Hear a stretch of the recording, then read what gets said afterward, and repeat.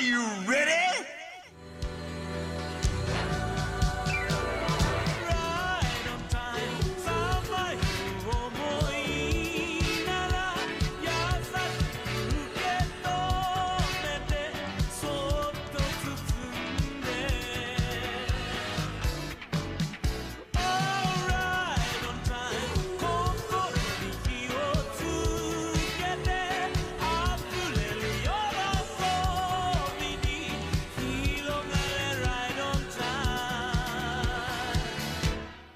All right. Hello, everyone. Welcome to the Weeb Club.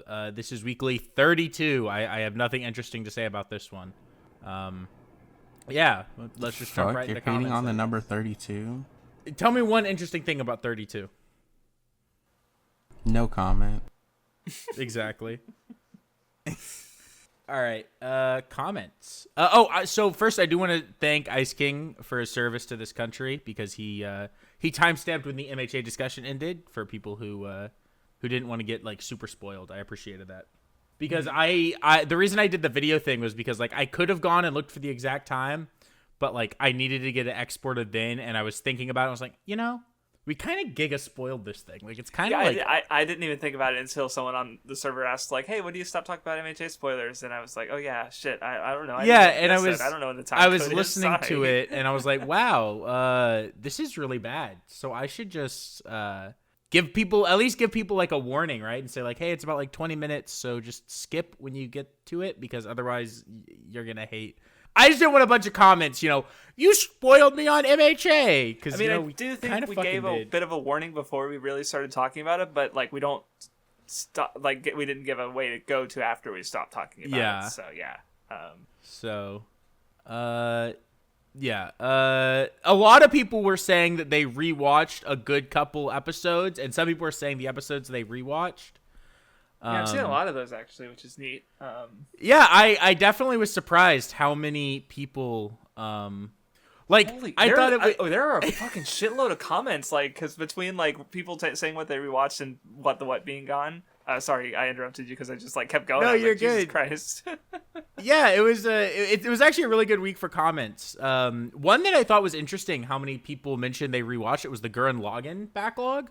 A lot of people like EWBs were when I asked that, I almost said, minus EW, because everyone's rewatching EWB or two. They are phenomenal rewatch material. I have the only content that I re-listened to that I was on are either like some of like the gameplay ones where like we play a game because I think those can come out really good, or it's the EWBs because those sometimes can just be so fucking good that it's like, you know what? I'm gonna re-give this one a listen. So yeah, I mean, I understand those, but I love the fact that the Gurren Lagann EWB or not EWB backlog was mentioned a good couple times. Damn it! I was gonna play it serious, but then I started laughing. I just saw the Kage comment where "Rip what the accident was such a tragedy," and then someone just asked accident, and then luckily he didn't suffer when his moped hit the side of that Arby's. I'm like, what? Why Arby's? I don't get it. Why is it funny? I don't know. Sorry, I just thought that was funny. The only comment I have to read is Raphael Racine. I better be at the top of the Too Far Gone list. Yeah. Well, he hasn't tweeted in the Weeb Complex Weeb Club in a good hot minute, so he's busy. Leave him alone. I know, but it's still sad. I mean, I was still in fucking call with him, and he's still like, fucking definitely the guy who's like the most far gone of the Weeb Club fans, because he fucking like literally consumes everything we consume. So fucking he does. Holy shit. We were in call with him, and I'd noticed it already, but we were in call with him, and Dot was making fun of him for it because like if like we talk about something on the Weeb Club, or like we're gonna talk about like we read a manga, he'll read it. Like he's been playing Pokemon because y'all are doing the Pokemon podcast. Yeah, he was playing Metroid as well. Yeah, like he's also gonna. He'll go through shit just that apparently we go through and talk about on the backlogs, which is really well, he can't be like, funny. Oh, so I watched Legend of Galactic Heroes again. Like, oh god, you poor man. Like, just like, because I go through a lot of stuff, or like, and then sometimes we'll talk about a lot of things. Like, I talked about like 4 fucking Metroid games last night, and guess what? When I beat Metroid Prime 2, guess what I'm going to talk about? 2 more Metroid games. So, okay. Let's go. It's just like, He's also Jesus even Christ. planning on going back to the Kamen Rider episode when the manga, like the physical manga, comes out. Okay, that's not that bad because it's just a Yeah, I relatively know, short but manga, but still. It's mostly me thinking about the stuff that just takes a while, like especially video games or chance long series. But okay, damn. Yeah, he's kind of a psycho. There was another one I wanted to mention. Hold on. Oh wait, what was it? Oh yeah. So Equinox's comment was really funny, mainly because of his reply. But he said, "I've rewatched most of the EWBs. I think the Shonen Discourse, Hidamari sketch, and JoJo's ones are quite good. Also, I've rewatched the Anohana and Fruit and Veggie episodes multiple times because they're actually funny." And his fucking response, his second comment is so fucking good. He says, "Speaking of EWBs, are they still going to be a thing, or are you only doing them on comments now?" Which is actually fucking funny as shit. Sushi had it coming. No, I'm kidding. I think the answer is What probably the yes. fuck? But EWBs, we have I think, one recorded. It just well, because here's the thing. WattheWut said he was going to edit all the EWBs, so we've had one recorded for a while now. But this was like back when WattheWut was still active on the podcast, and it just kind of never got edited. So I am going to edit it, but I don't want to edit it right away because I have something. I'm working on a main channel Right. video, and I don't want to be just more distracted from that. I want it out by the end of the month and stuff. But go ahead. also, sorry. I'll just go ahead and say the funny story about that. When we were talking, we had a call Oh like my last week or God. something to talk about, everything going on Make before we Craftsdwarf recorded. kill himself again. And we were talking about like content because there was other content that was recorded with WattheWut that we're just not going to release out of respect to him. And none was like, "Oh shit, we can't record that EWB we No, did. we can't release upload the- the. We can't. Yeah, we can't upload it." And I'm like, what I was the like, fuck? "Wait, no, we None?" can." I was And that's the like- reason that we were waiting for what is because he was gonna edit it. It was you and me who did that EWB. Like we can still release it. There's no None was- reason not to. He had Like, just convinced himself that he did the EWB with what and not anyone else, and it was literally him and Crafts. Oh my god, fucking funny. fucking just like erased me from his mind like that. You know that part in One Piece when he meets Kami for the first time and like he's got Kokoro in his head and she just like vanishes and first time I met a mermaid. That's what. Oh yeah, I remember doing that EW with WattheWut. Like yeah, motherfucker. I thought I did. Let's see if there's anything else. Oh, there was another great comment. Doji says the problem with Star and Stripe is she isn't as hot as Bunny Lady. Their discussion ended. Fair enough. Hey, I Yeah, they respect decided it. to make her Good point. American, therefore unattractive. So you know. Whoa, Craftsdwarf. How could you forget? America's the best country in the world, okay? Let's not start talking like this. But yeah, I think that was most of them. I do appreciate seeing everyone answer whether or not they had or hadn't rewatched episodes. Thank you guys for answering. I do appreciate that. Yeah, and there was definitely more people. I mean, I assume from commenters, there's going to be a higher percentage of like rewatching Weeb Club episodes and stuff versus like lurkers who maybe just like put it on and because there were definitely more comments of people who said like they rewatched, but I definitely don't think that's like obviously like there's the commenters are probably the minority of like Weeb Club audience by at least some degree. So yeah. Then there was unless no one else has any comments on I was done. Weekly. Okay, then there's the Orimonogatari podcast that came out. I want to mention a comment by Ronin1101 where he fucking says Vindy with the 1 for some reason. I don't know why. Yeah, I didn't even know. I don't know where that came. I haven't been Vindy with a 1 since like the BSA. Yeah. I feel like he's not always just put the 1 in there, but for some reason with this comment he put the 1. I don't understand. Yeah, I don't know the last time I was like legitimately Vindy with a 1 on in anything. It literally had to have been like BSA, like a BSA intro would have been the last time I think, because I don't use the 1. I didn't even notice that. What the hell? It's just funny It's to an me. I. Go to my YouTube channel or my Twitch or my Twitter or my Discord. They're all with an I. Remember when I said I was gonna fucking still keep calling you Vindy with a 1 when you first switched? Yeah. Yeah, I've been converted, sadly. I didn't stick up for my ideals. Well, it's okay. So what was the comment again? Or was that all you had to say about the comment? It was something about me cutting it real close, but I don't know what he was talking about. I want to guess because it's it was time early in the stamp, episode, so I want to guess that it's the Genshin Impact stuff, which I put in the thumbnail. So Oh, I got it. No. I just went and listened. We were talking about how I was editing it. And I said I would have it out by the end of 2021. Oh, that's right. Yeah, he did. So maybe I didn't include the. I edited that episode. It's in the description, so Vindy didn't even edit it.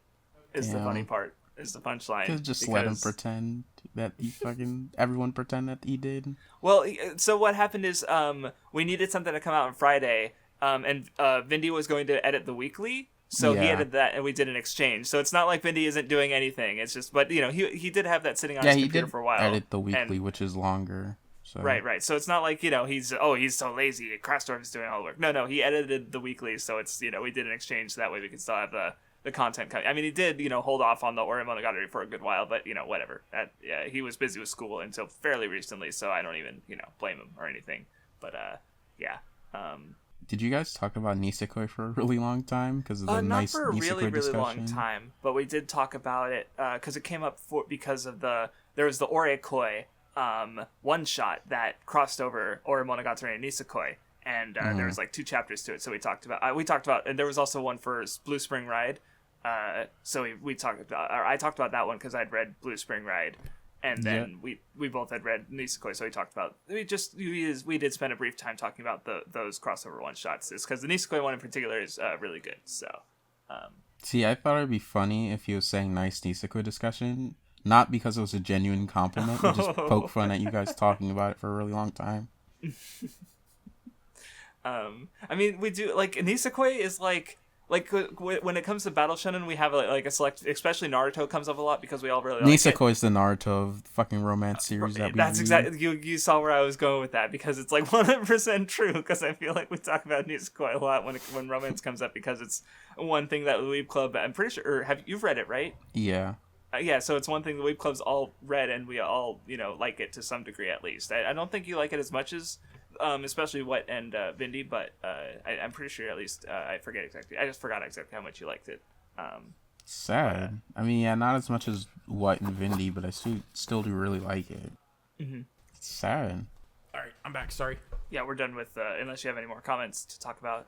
Did you talk? What other ones did you mention on the? Just the people bringing up Nisekoi and how I explained that we talked about it a little bit.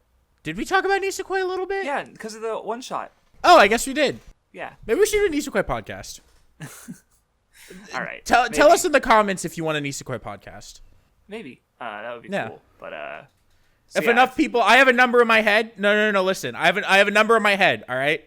If we need enough comments of people asking for it, we'll make it happen. You won't meet it. It's not gonna happen. It's not gonna happen. No. Well, I mean, they'll have to see. I have the number. I'll type it out in a minute, but yeah, so there wasn't anything on the Reddit, and that was all the comments on that one that I wanted to discuss. So the topic for this week was a patron-voted topic. Yeah, yay. Yes. Honestly, I will say I picked, but I actually liked both patron-voted topics. So if you were if you were one of the ones in the vote, I liked the patron topics. So yeah. And yeah, as for which one got, because it was a tie, I think whoever suggested, because there was 2 picks, I was fine with either one, and I think was it you, Vindy, who said you said the second one. So so basically Vindy picked, and I was like, okay, I'm fine with either one. A discussion on weekly releases and binging generally changing the overall perspective of the series. So I feel like we've had a talk related to this recently. I forget where we talked about it last week. We literally mentioned it last week, which is part of why I think, because it goes along with what we were talking about with MHA last week. I also think it's been really common. I think there's more to say than we just touched on last week, and I am super down to have an entire conversation about it, because I do think it happens a lot, and there's a lot of things to say about it.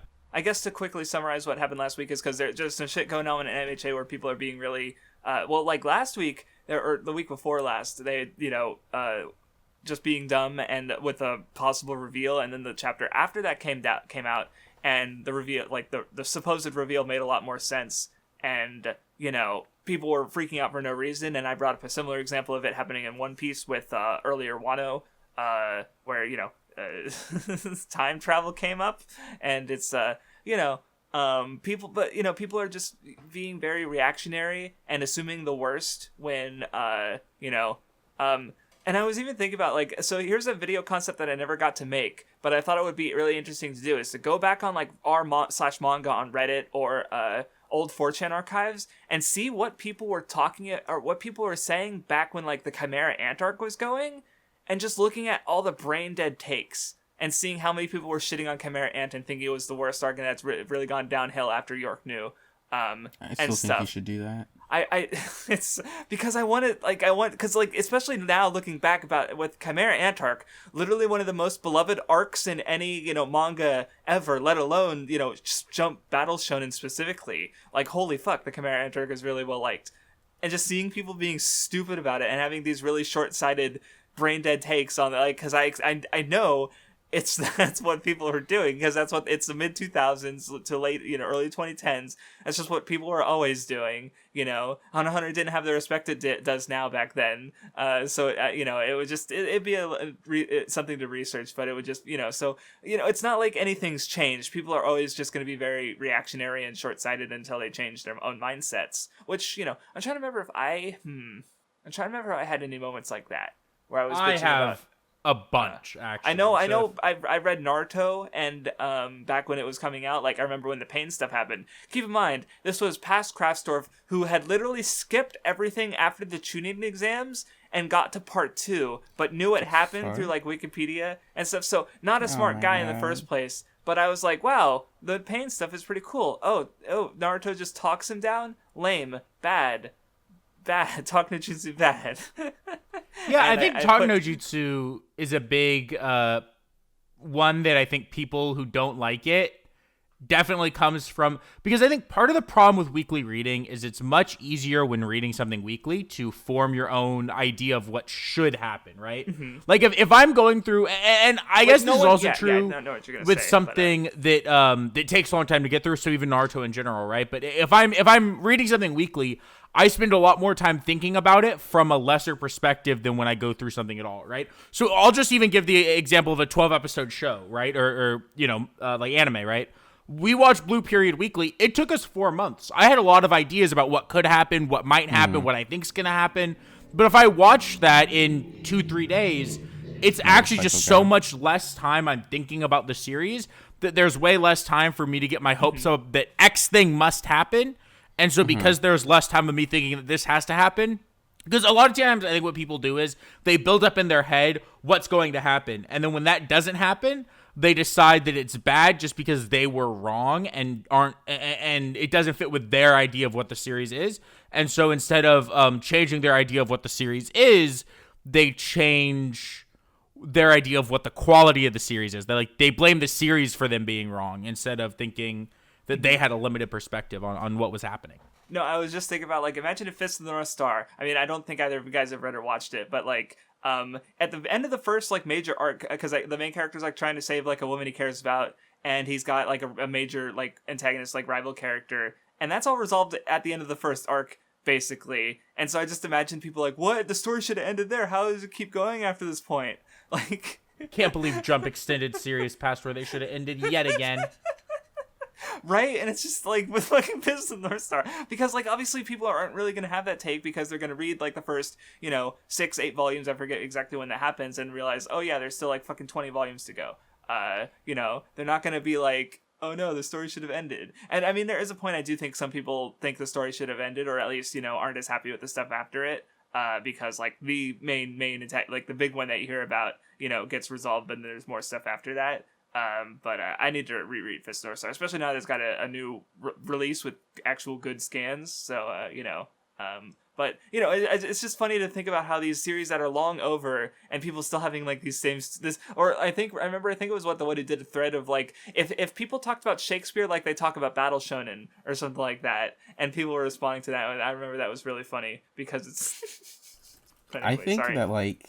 It's really bad when it comes to like weekly consumption of a series, when the series is purposely trying to have the protagonist be wrong for a portion of the story, because then you're just trapped in that weekly period of them being like very wrong, but maybe the story not like being clear that they're supposed to be wrong because like they don't have anyone to call them out yet, or you want to know a story that's really bad about that, with people thinking that because it took so long to come out, and the Origaru. Oh, Yes. Because so many people, and a lot of this, and I think, okay, I'll get real toxic to a lot of anime fans for a second. But I think, especially with Origairu, part of the reason that happens so much is because people agree with Hachiman, and because they're 15-year-olds who aren't liked by people in their school. And maybe, I'm not going to say that people in their school are, like, they're probably dicks, but all 15-year-olds are fucking assholes, right?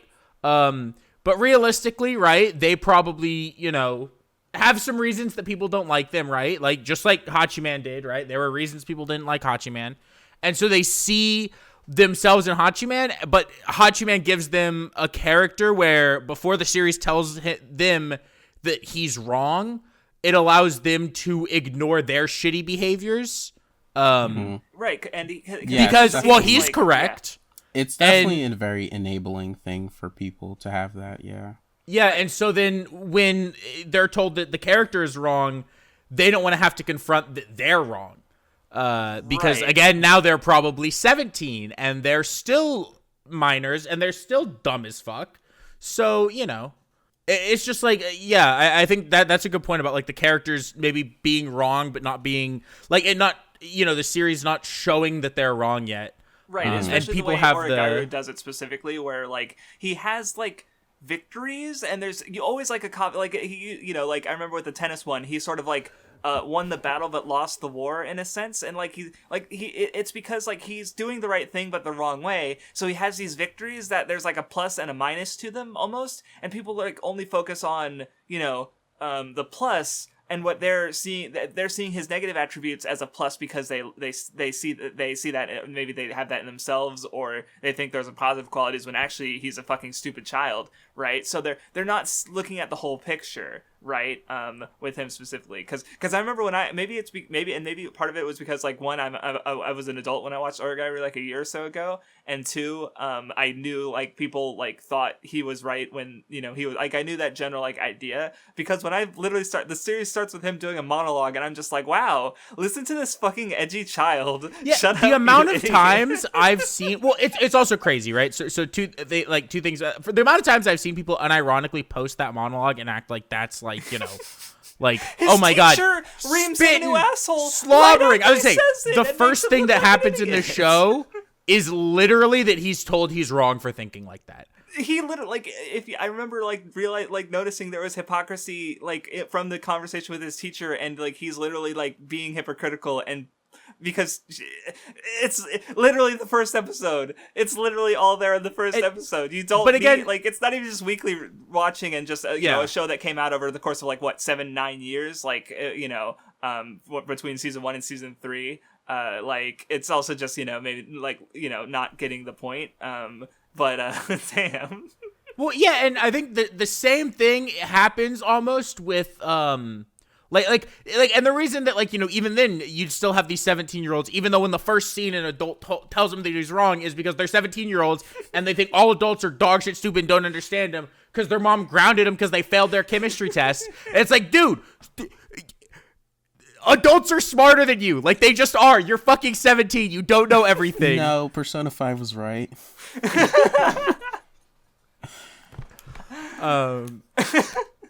So yeah, I do think a lot of like the biggest problems with like the weekly reading and stuff like that does just come down to people building up what a series should be, or what characters are right and wrong, and like basically assuming things about the series, and then being proven wrong by the series and just lashing out because the series isn't what they thought it was.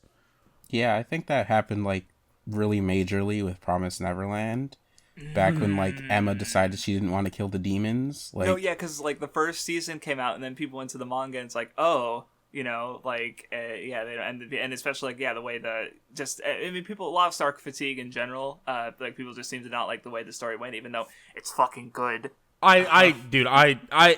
Craftsdwarf, thank you. I felt like when I was doing chapter reviews and I was reading Promised Neverland and talking about how I liked it every week, I felt like I was in fucking psychopath land because everyone else was talking about how it was terrible and bad, and it's like, I'm liking it. It's fun. It's good. I read it all at once. I mean, I stopped somewhere around like chapter 100, like right before the last arc was starting, and then I reread the whole thing and caught up like right after, or finished it right after it ended, basically.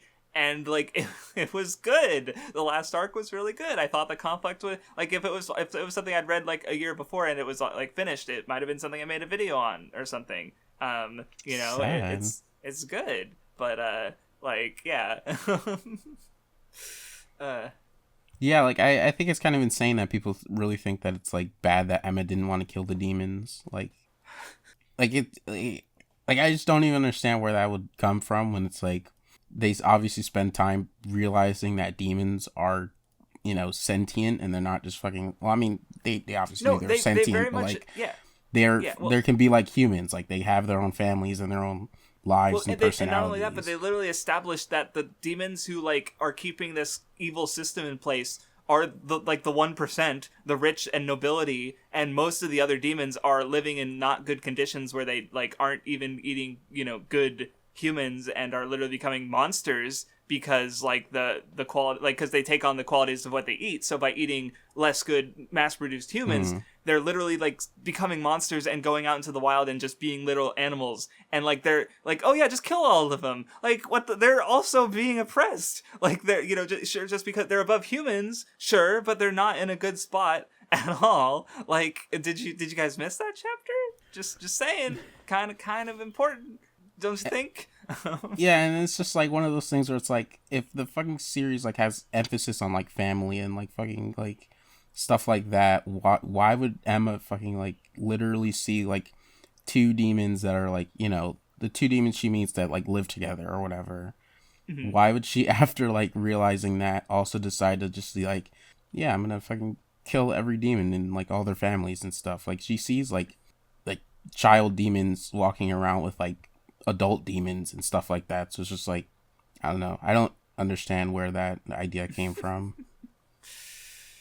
Yeah, but it does make sense when you think about how they are portrayed exclusively in the first season of the anime, where there's only like we only see like the monstrous evil demons who are running this human farm, and wow, they're bad, they should all die, and they don't think beyond that, and they get this idea of how the story's going to go.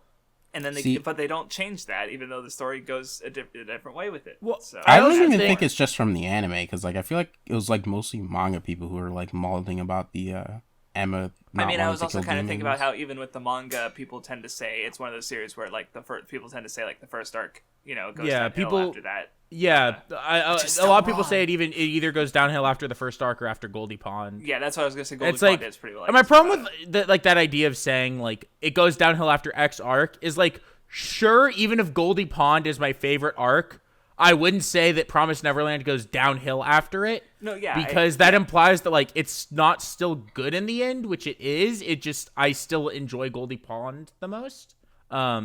And I also think I think there's a difference between like it going downhill and it peaking. Like one series you just made me think about was Ashita no Joe, where like my favorite part of the manga is in like volume 8. It's in the first half of the series. The manga is still really fucking good after that. Like it just happens that like my favorite like a series of events, it just happens to be like in the first half of the series. So Ashita no Joe sure goes downhill after. No, it's still really fucking good. It just it does peak at that point for me. But yeah.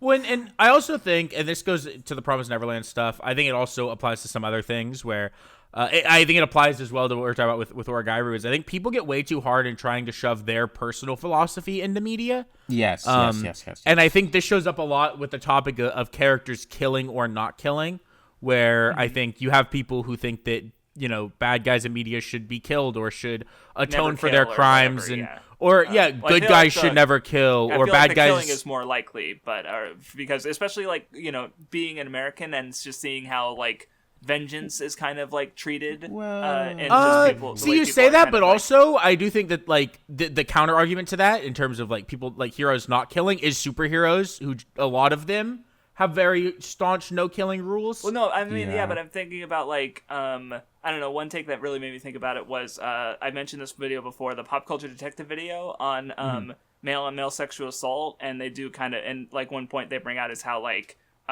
you know, it doesn't matter what happens to people in prisons because they're bad. They deserve bad things to happen to them, even if they, you know, like, which is like, you know, a cultural mindset that affects how this storytelling trope is used in fiction, even if like, you know, obviously if you talk to someone about it, they probably think, you know, but then like it, not also how much has been done about it. Right. So I was just thinking about how like, And even superheroes in general, they are like even if they don't have killing codes, they're still like acting outside of these systems that we know to be like not always like because like it may perhaps part of the reason superheroes took on in general is because like we see people escaping the law when maybe like especially like powerful people when they should be and then so like that's superheroes sort of fulfill that fantasy and wanting, like I said, vengeance against someone who should be hurt, so punished for their crimes, basically, right? So that's more what I was thinking of, not necessarily like killing or no killing specifically, but like, but if someone had that mindset, like I've seen people say Akinu is right and that he's like fucking, people can be really like militant about that and like just having that sort of like same zealotry, I guess. So that's an extreme example. So, but it's an extreme example of something that's way more common. Like I could as for real people, I could like literally point at my dad and say, he's kind of like that when it comes to people who've done, not like they should die, but like he just doesn't mind bad things happening to criminals, and he has some ideology I don't really agree with, is what I'm saying. But I guess what I'm saying is part of the reason I think this way is like it's also colored by like my literal life, people around me and stuff. So Well, I don't know. Like I think that which is like the idea of people pushing their personal philosophies to the point where they aren't okay with like, series that disagree with that, in like any kind of way. And so like when a series doesn't go to their personal philosophy, either it goes to them trying too hard to force the theme of a series to match their personal philosophy, right? So for example, people could push too hard in early parts of Promised Neverland or in stories that aren't really about killing, right? To make it about that. Or I think then it comes to not liking things because they think it's going to agree with their philosophy, right? In an instance where a main character is proven later, or is there earlier in the story, obviously, like in Origairu, it's shown, Hachiman's wrong very early on, but it's not directly fully, like, he doesn't realize he's wrong, and he, again, because he's, like, half right, half wrong, he's not being, like, punished completely in the ways that he's wrong. Right. Where people will attach only the parts that they agree with and just miss the fact that he's wrong. So then when it's proven he is wrong and they feel like they're being wrong, they get upset with the series instead of, even if they still feel like, they're right. And you should be able to recognize that for what the story is saying, right? No, yeah, I think it's really important, just as far as like reading ability goes, to be able to engage with ideas that you do not believe in necessarily, or like, because part of that allows you to converse with them and better like reinforce or challenge and better your own ideals. And part of that is just like with Barefoot, again, I mentioned like it was preachy when I talked about it, and I don't really agree with all of its messages, but I wasn't like pushing that against the series or anything, because I understand, especially like knowing the history with the author, I know where it's coming from. Like I get it, so even if like and not even just the author, because there were like notes and letters and discussions from other people and comments that just I'm not sure if I agree with that note. It's not something I'm gonna, but maybe it's because I'm confident in what my various beliefs that I have, that I am able to discuss these the ideas and engage with ideas I don't necessarily agree with, which maybe people, especially like younger people, aren't necessarily going to be like confident or about their own ideals, I suppose, and what they believe in. Which makes it harder for them to engage with ideals that they don't agree with. So I'm definitely like good at doing that with stories, I would say, but I think like lately I've definitely been trying to work on when it comes to like actual people, like seeing where they're coming from, even if I think like their take is like really bad, like I can definitely like listen to people, but like when it's like something that's like really bad, it's like fuck dude. But it's like I've been trying to like just keep in mind that like understand why they feel that way and kind of be a little more reasonable about it, because it's like obviously when you like confront somebody about something and you're like, no, you're dumb and wrong, then it's just not gonna be as helpful discussion wise, or like fucking like obviously they're gonna feel attacked. It also depends, because I was thinking about it, like, because if they're being reasonable about it, and if they could have the same take, and if they're being reasonable about it, it's easier to engage with them versus if they're being fucking obnoxious about it, right? Because if someone's obnoxious and you agree with them, I still don't want to deal with them. Like, you're annoying, fuck off, right? Like, yeah, yeah, I mean, I definitely do think there's very annoying people who I agree with, but it's like, fuck, dude, I don't want to fucking be on your side with this because you're just like actually cringe about it. I mean, this isn't as much an example of something that I thought was like crazy stupid, but like I guess like recently, I talked about like how like Kevin Feige said how he felt like the Oscars had it out for MCU films, like they see the Marvel logo and they kind of are biased against it. I don't remember here. I think I heard stuff around the conversation, but I don't remember. Maybe, but yeah. Okay, yeah, I mean, he basically just said how it's like he was like it's kind of an uphill battle for Marvel films to win at the Oscars.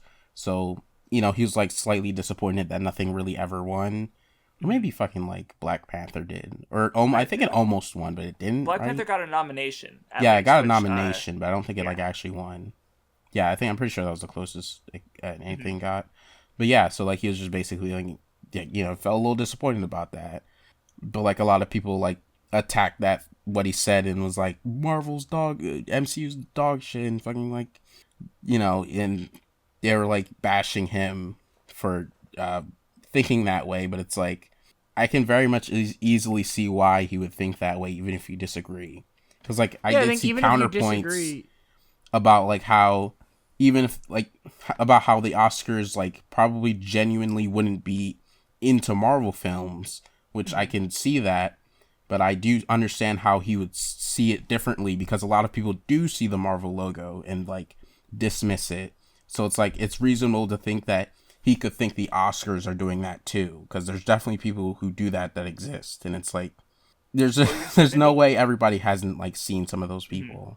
Oh, well, I was going to say, I mean, I think that, there's no way, I think that there's an argument that could have been made that for the same reasons that fucking Return of the King won Best Picture, you could argue that Endgame could have or should have won Best Picture, I think.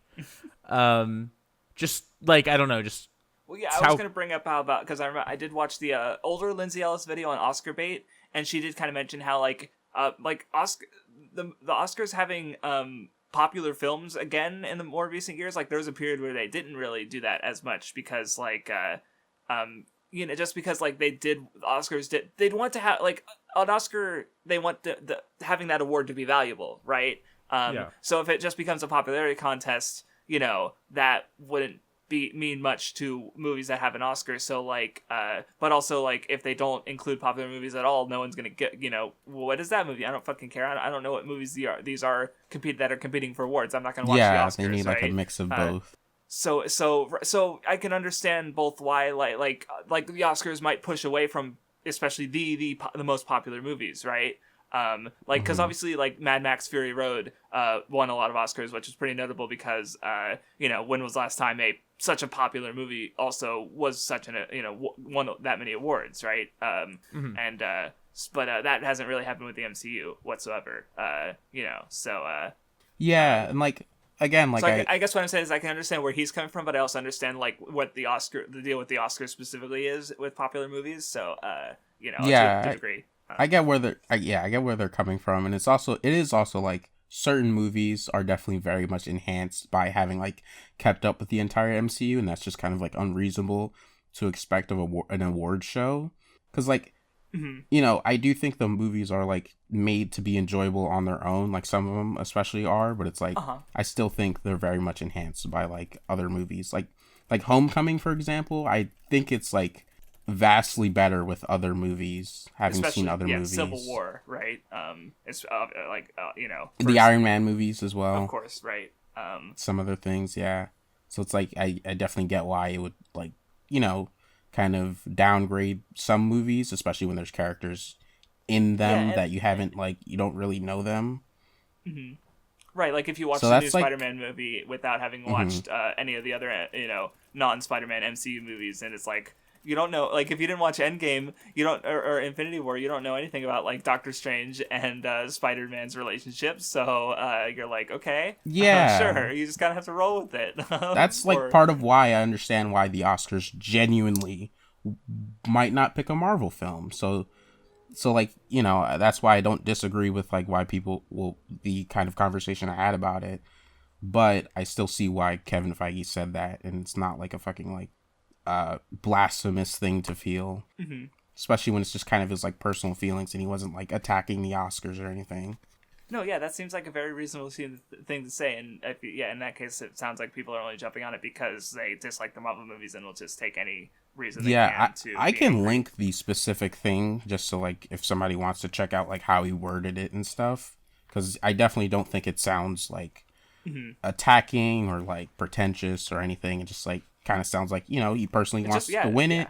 And it's like, oh man, kind of thing. Well, I mean, especially like it's a long running film series, and I think there's a lot of good things to come out of it. So it makes sense that like if he has some level of pride in helping to make this a thing, then I can understand wanting some recognition from the Oscars for that thing, right? Like the movie awards. So makes sense.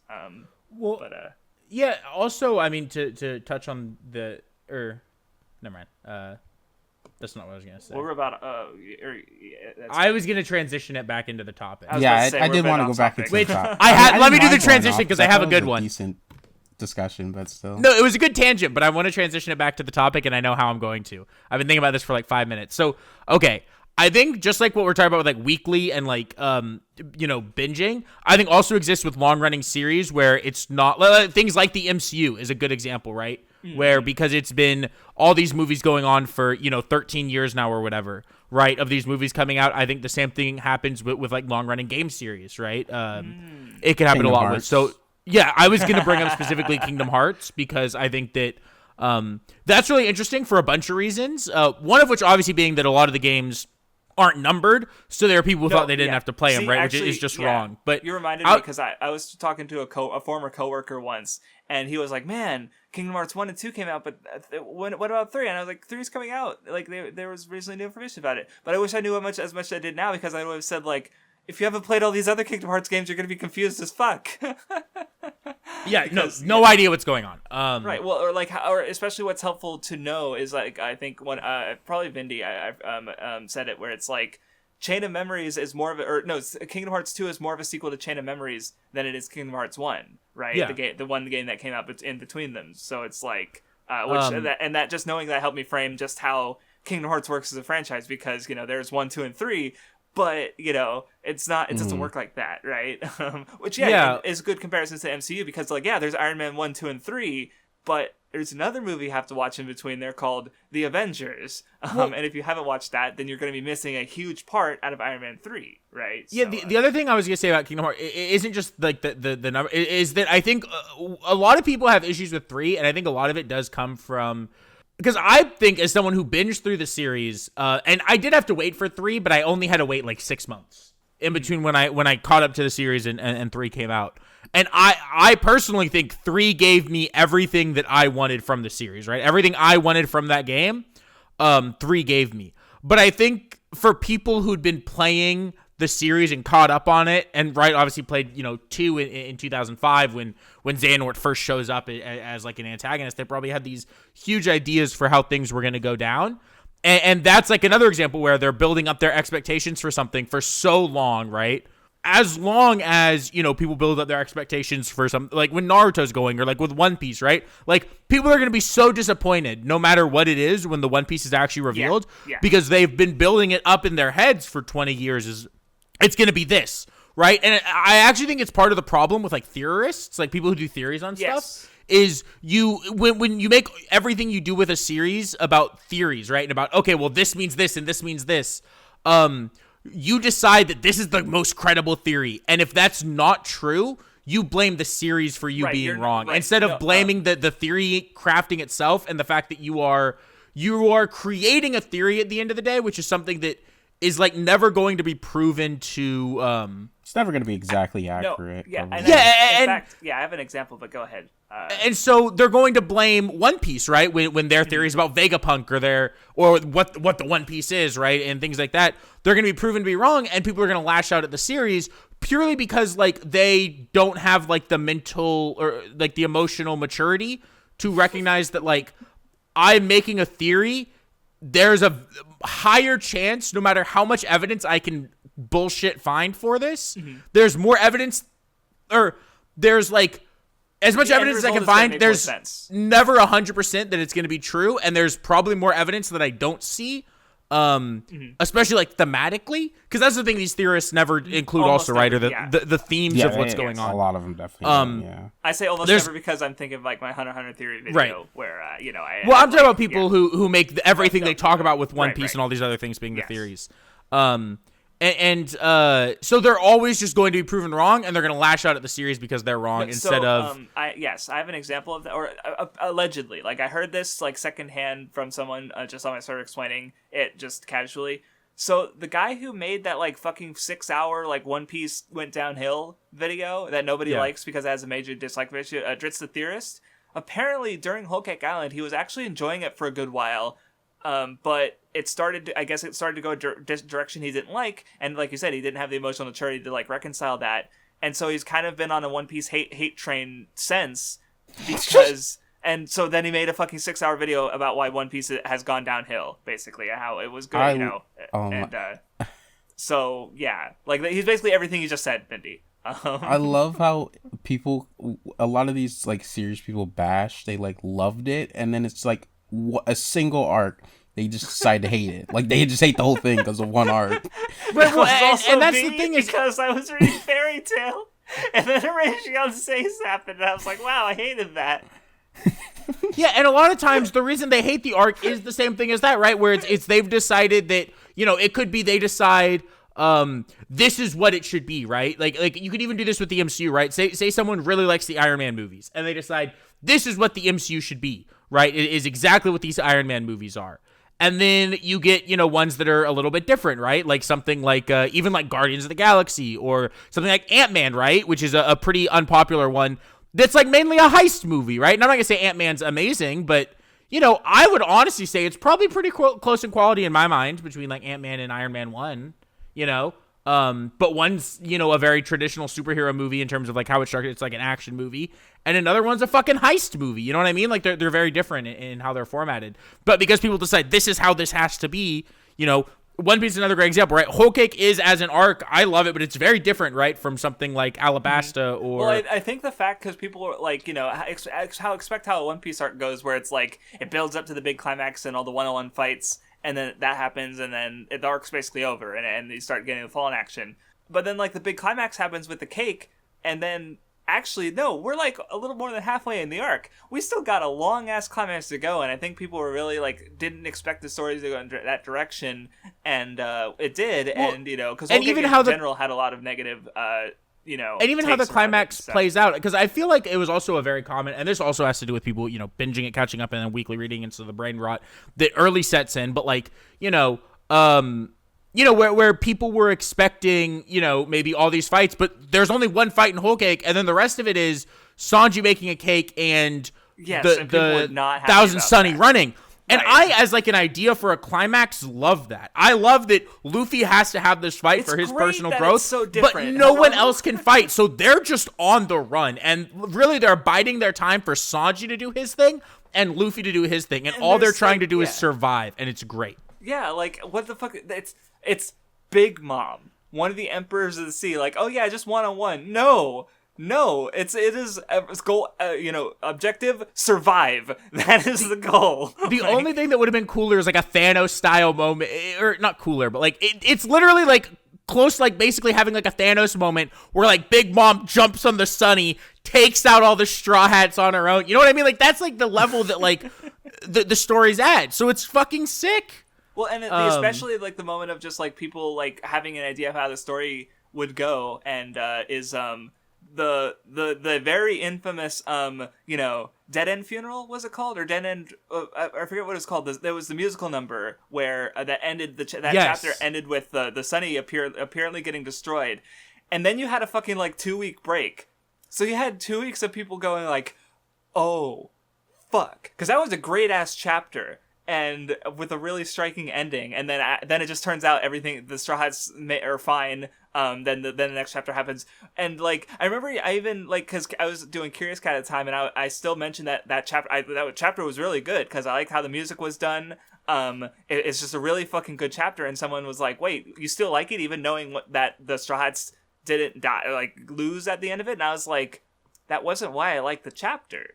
Like it was a good chapter." regardless Right. of because again, I have a very open mind and will go where the story takes me. But I think people were specifically mad about that one because like they just don't like death fake outs and that kind of thing. But Yeah, also well- or go on. Well, I was gonna say, I don't get people not liking death fake outs because I guess they feel like it cheapens it, but it doesn't cheapen it because the whole point of the moment was to fake you out, and as a reader reading it going on, you know, not like if you were reading it, you know, all at once, it wouldn't really fake you out because you turn the page and it's there. And then in the like reverse, where it cheapens deaths. No, it doesn't, because if a character dies, they're still fucking dead. But yeah, and like, because 2 points I remember bringing up is one arguing like why it's like that, because I remember, because people thought like, oh shit, Luffy's gonna lose, and there's gonna like there's gonna have to be the whole Luffy army coming to rescue him, and I was like, that doesn't make sense. Like, or I remember, I think it was Joy Boy Sentient saying like this should have been the Subreddit archipelago where they're punching up too high above and they get defeated, and I'm like, that doesn't work. Because Subreddit Archipelago was the end of Act 2 low point for the grand line stretch of the story, and it changed the entire it propelled the Act 3, which was basically the war saga of like everything from Amazon Lily to the Paramount War. That was the end of that stretch of the story. If this is also a losing point, then that means we're moving into the end of the story. Like if we actually get a big loss in the New World, it's going to be like right before the end of the story, basically. So it just doesn't work structurally. Like what you want is just not what the story is going to do, nor can it do reasonably. So it's just like, but again, it's people being very short-sighted with their theories and ideas and not thinking about like theme or structure or how storytelling works, and just having this cool idea, because that does sound like a cool idea. Luffy's in trouble and his crew is going to come and save him. Great idea. But it just doesn't work for the story. Yeah, I think there's a reason it's not like that. I think some like theories are like really, they're really like grand about everything that's a mystery. When it's like, yeah, some mysteries in a story are grand mysteries that could be some big thing, but not everything that we don't know is gonna be like and not every reveal is gonna be a really big impactful moment. Wow, interesting. Yeah, sometimes it could just be like a small personal moment for like maybe like one character or something. Oh, wow, like interesting. This big deal, you know? It doesn't all have to be the craziest big thing, because that's not how stories work. They're not all constantly just like big fucking, I don't know, like crazy things. Are you for real? Are you dead ass right now? Yes, fucking ignoring you. Craftsdwarf, do you hear this guy? Where was this nut last week? Talking about MHA. What the fuck? So toxic. I stand by my previous statement. But yeah, I definitely think. See, and I guess to go back to the original topic of like weekly versus binging is like, I think it's really easy to get caught up in certain things with weekly reading, and you definitely need, if you catch yourself doing that, you definitely need like work on getting rid of that mindset, or at least like being more open about how stories can go, because I definitely think like the way stories tend to go is usually going to be more interesting than whatever someone will come up with. Or at least, again, try to engage with the story on its own terms and what it's doing rather than what you want it to do. Or, because I guess, like, since from the discussion, like, that seems to be the kind of a big root problem to this is just, because, again, with binging, you just don't have the time to formulate those kind of theories and opinions, right? Right. Like, because like, if say One Piece is over, it's 300 volumes, whatever. Like, okay, read it over the course of a year. Like, I mean, okay, that's actually a bit extreme, and I was joking, but I was like, you're probably not gonna. But even then, like the way the story like evolves, like what your idea of what One Piece if might you want be to know volume more one about versus volume 100, like what your idea of the One Piece is going to be really different, right? So like as you read it, that idea is going to evolve, and if you don't have the time to like really dwell on it like we do now, because we're weekly reading, then your idea is going to be different reading it. And the other thing, the other thing about reading it all at once is like ultimately, if you're reading it all at once, and I want to know what could happen with this thing in One Piece, sure, there are gonna be things that come up, and I'm like, oh, well, I wonder what's gonna happen with this. But ultimately, if you're reading it and you're like, oh, well, what's gonna happen? You just read it. You just pull up the next chapter and keep reading, Like, obviously, you'd be like, oh, I can't read right now. I need to go to bed, or I have, work, or I need to do homework, or, I'm watching a stream on twitch.tv/VindyVondo, which should come before all my media obligations because he's a great streamer and I should go check him out. Right, if you're, thinking things that everyone thinks daily, then, yeah, like, you obviously won't be able to always be reading, but ultimately there will be the point where it's like, man, I'm free and I'm just thinking about this series. I'll just read the next chapter, So I don't know. I definitely don't think it's people are really, and I'm really excited to see all the people who are currently saying that Whole Cake and Wano and whatever are not great arcs have to go back to them when they're all done and realize that they're probably, and I can't speak to Wano for a hot minute because I'm so far behind, but to read them and be like, wow, these are fucking fire. You know what I mean? Yeah, well, that's what I was gonna, because I feel like we're about done with the core of the topic. I wanted to tangential one, but bring up something else. Go ahead. I do think one negative to binging, because we've been basically like saying how binging is kind of better for certain things. I think with binging, it's very easy for certain series to just kind of binge it and then move on to the next thing and not really think about it. Right? That's true. On it. Yeah, I agree. Actually, that's a good point. We've only been negative, and I think that there's a good instance. So I actually would like to, I guess, even if it makes this episode a lot longer, play the other side, because I do have things that I very much like about the other side. Yeah. Oh no, yeah, I was gonna bring it. Yeah. Anyway, go ahead. Because I keep up with a lot of things weekly. So it's not like I just try not to have the bad mindsets about weekly reading. But anyway, you guys, go ahead. But yeah, I definitely think with binging, it's very easy to just read something and then forget about it. And even with binging, sometimes you could probably just binge it and not really think much about it because you're just continually watching or reading it, so you're not letting it digest, and then you can just easily move on to the next thing. Whereas going through it for a longer period of time, even if not weekly, because I still think weekly's bad, but maybe pacing yourself when you're reading it, not just consuming it, could be better for a particular person, especially depending on the series. I definitely think different methods of consuming different series is important, and especially with how you're say you're watching a series with a mystery or I don't know, something that just gets you thinking in general.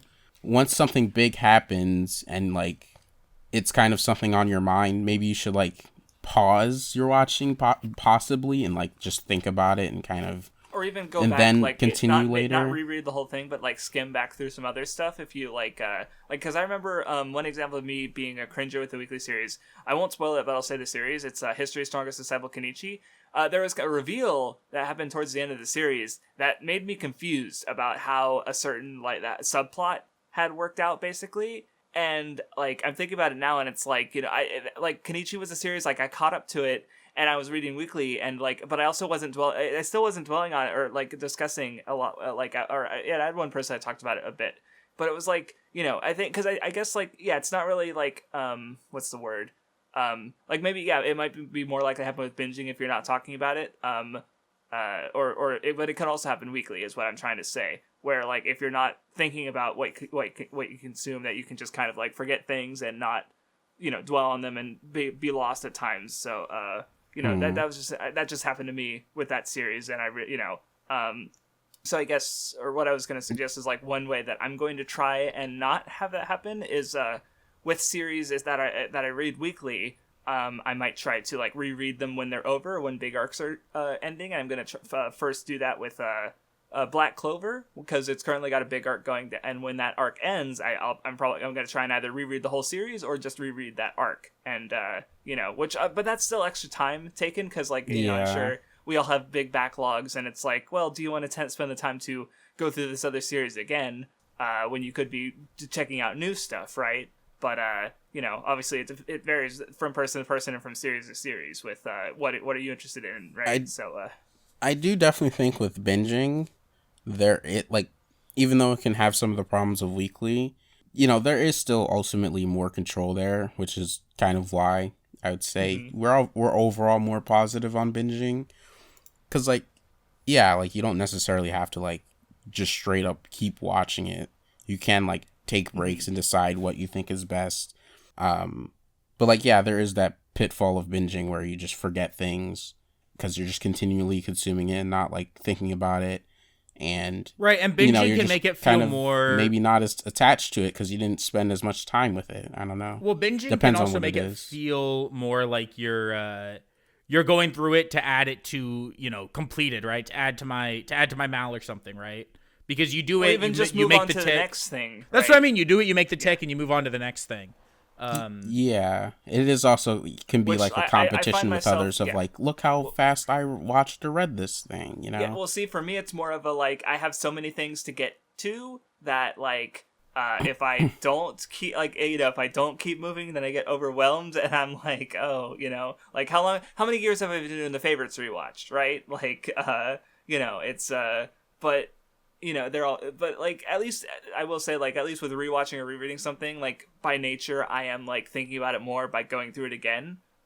Right, where obviously if I'm going through a bunch of things for the first time and not thinking about them after the fact, then it's like, I guess I watched or read that thing, but I guess that's also why I think I do like doing the kind of discussion podcasts or the weekly roundups, because like by talking about it, I'm going back to it in a sense, right? Even if it's not the most detailed way, I'm still like discussing it and better remembering it in a sense. I remember thinking about it, I get to even any degree, rather than just like, oh yeah, like I read that thing, sure did, Yeah. I have some other pauses for weekly reading, I guess, to bring up. One of them is for some series, I prefer it. For example, I know I talk about this all the time, but like, something like Uzaki or Nagatoro or Kubo-san, like any of those like romance manga where it's, episodic very chapters, very episodic, yes. just like a cute little moment, give me some serotonin in my brain once a week. Love that shit weekly. And I think it's almost more enjoyable weekly than binging, because very rarely do I need to, remember very minute details or will it go downhill after X point, right? The complaint people always made is it goes on too long, which is always dog shit stupid, but, it's not like the formula really changes, which is good. It makes it really fun to read weekly, because I think when something can be a little formulaic media is not bad, by the way, at all, right? Like like something like Conan, right, where it's very formulaic. I think can be harder to binge. No, yeah, Conan. Reading Conan and over the course of 5 months, it's like I literally couldn't binge it. I had to read like 1 or 2 volumes a day. Yeah. Because and over the course of like I said, reading 5 it months, weekly. Yeah. And then the other thing weekly is even better, yeah. But with discussions or with weekly reading, and it does kind of go into the theory thing and can be part of can turn negative, but discussing a series with people every week and knowing that everyone has the same knowledge. Yeah. Yeah, because like it's very hard, for example, if Crafts, you started playing Yakuza 0, right? Mm-hmm. I'm just giving this because an example of a game I just played, right?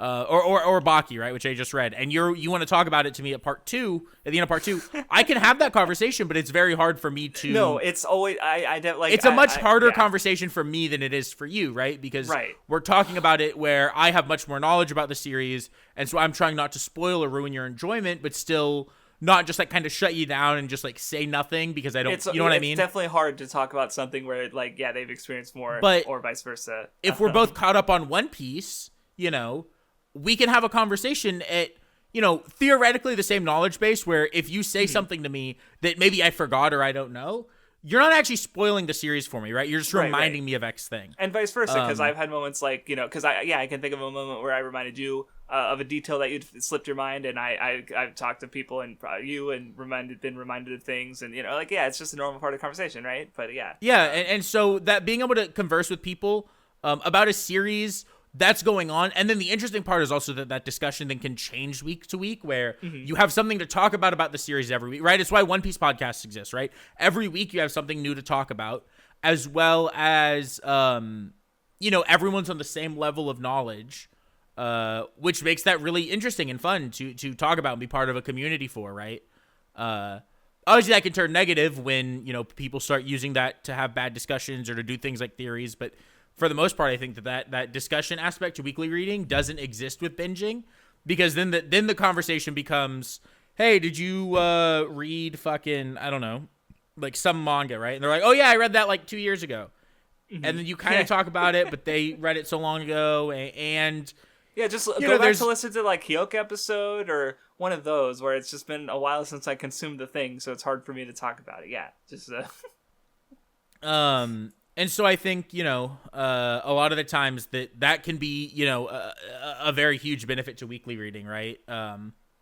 Nobody does a podcast of, oh yeah, let's talk about the 20 volumes of One Piece we read 4 years ago, but they can talk for an entire hour about the chapter they just read, right? Right. Even if there's more theoretically to talk about in something they read or 10 months ago. Or even just like 20 volumes versus one chapter, right? You would think that the discussion of the 20 volumes would be more, but not necessarily, just because of like, in that example of like, it was a while ago, right? Versus this is a fresh chapter. And even just like think the Nen show is a great example of like having difficulty talking to someone where like, because WattheWut read through One Piece for the first time and that was her first time experience of the story. This was like for some of the material, like probably like I've gone through early One Piece like a dozen times in different various forms, right? So it's like one of my favorites is when WattheWut said something like it was at the end of Imbledown and she Ace being like carried away dragged away to the execution platform, and she's like, wow, this imagery just makes me think of Gold Roger, and we weren't gonna get that reveal until like literally the next and so I was like biting my tongue trying not to like laugh audibly into the microphone. Or even earlier, a funnier one was where she just called attention to the crossed out S on the Ace tattoo, and I was like, it's meaningful, there's a like that's where my mind was, but I couldn't say anything, right? Like it's hard, okay? It is difficult, but it's so going back to what you said, the examples you were giving about like, if I was reading Baki, right, where if I said something it'd be like fuck, I can't say anything or imply anything, and we'll give expectations, and it's like and then sometimes you do feel like you have to imply something because someone could say so, like the only time I ever really do is like, for example, if someone's like reading Naruto, right, and they're like, I swear to God, if I don't know, like if Kakashi dies here, I'm dropping it, right? And then like you kind of have to imply to them that he doesn't die, you know what I mean? Like, you can't just fucking smack him with it. How do you respond to that in a way that doesn't imply anything? That's the other problem, is sometimes people will say things to you, and it's like, dude, like, I can't respond without telling you what happens. So sometimes, like, what I just normally say is keep reading, and then normally just a smiley face. But there have been times where I've had to just tell someone who's, like, getting, like, really, like, heated. Almost, like, they're getting to a point where, while reading something, they're about to start, like, pushing themselves into the direction where they're going to have a dog shit take because they're setting their expectations for something way too much that you got to be like, all right, calm down there, buckaroo. No, I remember one example, I guess maybe a relevant example was someone you knew was reading Bleach, and you even asked me about like, how to explain why the because this was before I'd finished Bleach. Yeah, right. So you didn't, So you didn't know the best way to explain how the end of Arrancar isn't like the logical endpoint of Bleach, and now that person has finished the manga, they're like, okay, yeah, that shouldn't have been the ending of Bleach, but I can see why someone reading it, and that's another example of like a dog shit opinion from reading or watching a series as it's going, and like having an idea of how it's gonna, because this is the main antagonist, right? So when he's beaten, story's gotta end there. Nope. Bleach has other ideas, motherfucker, and they're better ideas. What do you know? Yeah, boss rush. Yeah. Right. So just yeah. Sad.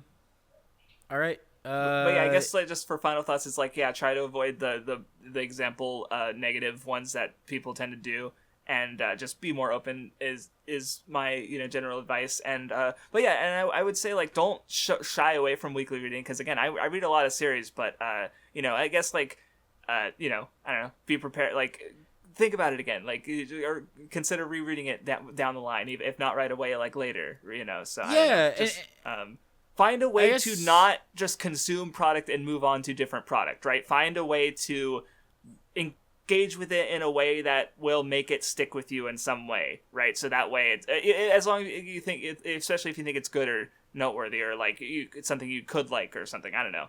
And obviously you should try to form a meaningful connection. Right.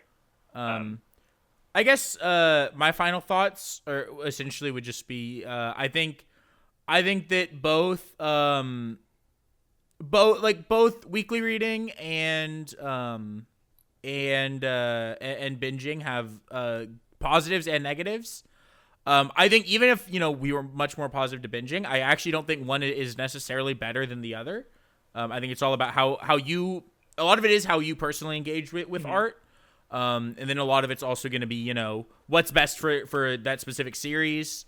Right, because it's not really in your binging mind, or like, because that's what I was gonna mention, or like ESGK, like slow paced like healing shows like Hinamari Sketch or Aria.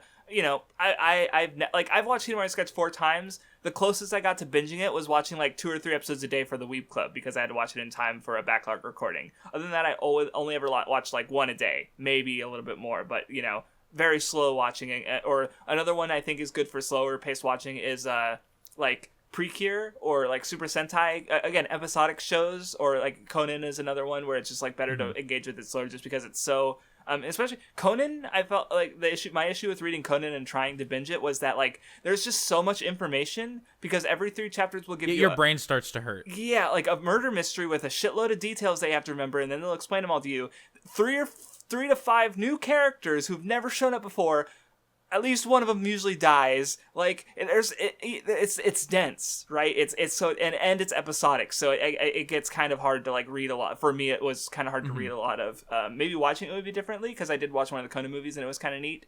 But at least for reading, it was a lot. So any final thoughts, None?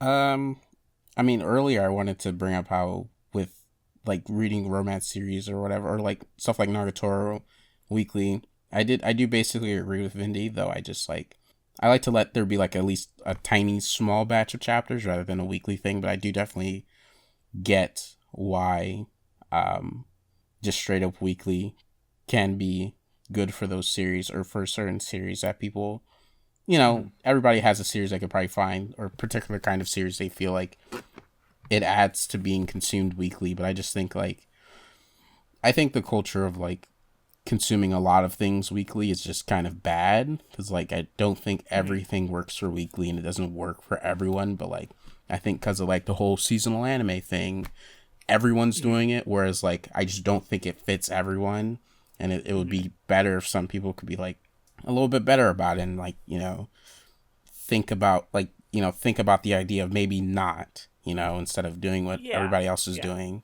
And there are people like that, but still. Manga, don't read every Jump manga. Just read the ones that interest you. Yes, sir. A lot of people in the servers literally say how it's sir. fucking like it's ruining some series for them, but they still like do it. So it's just like, if you don't want to read every Jump manga, read every magazine manga. That's where that's where the money is. Yes, sir.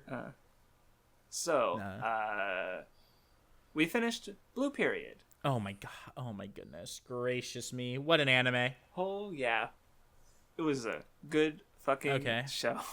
Pull for the group. Who all here cried at least once in those last 3 episodes?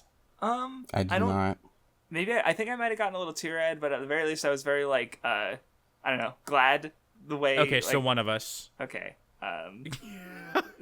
it's okay. Well, I still really liked it. Like, it was a good show. I'm more excited to read the manga finally, but those were some good episodes, though. Like, yeah, they got me very emotional at a few points. Oof.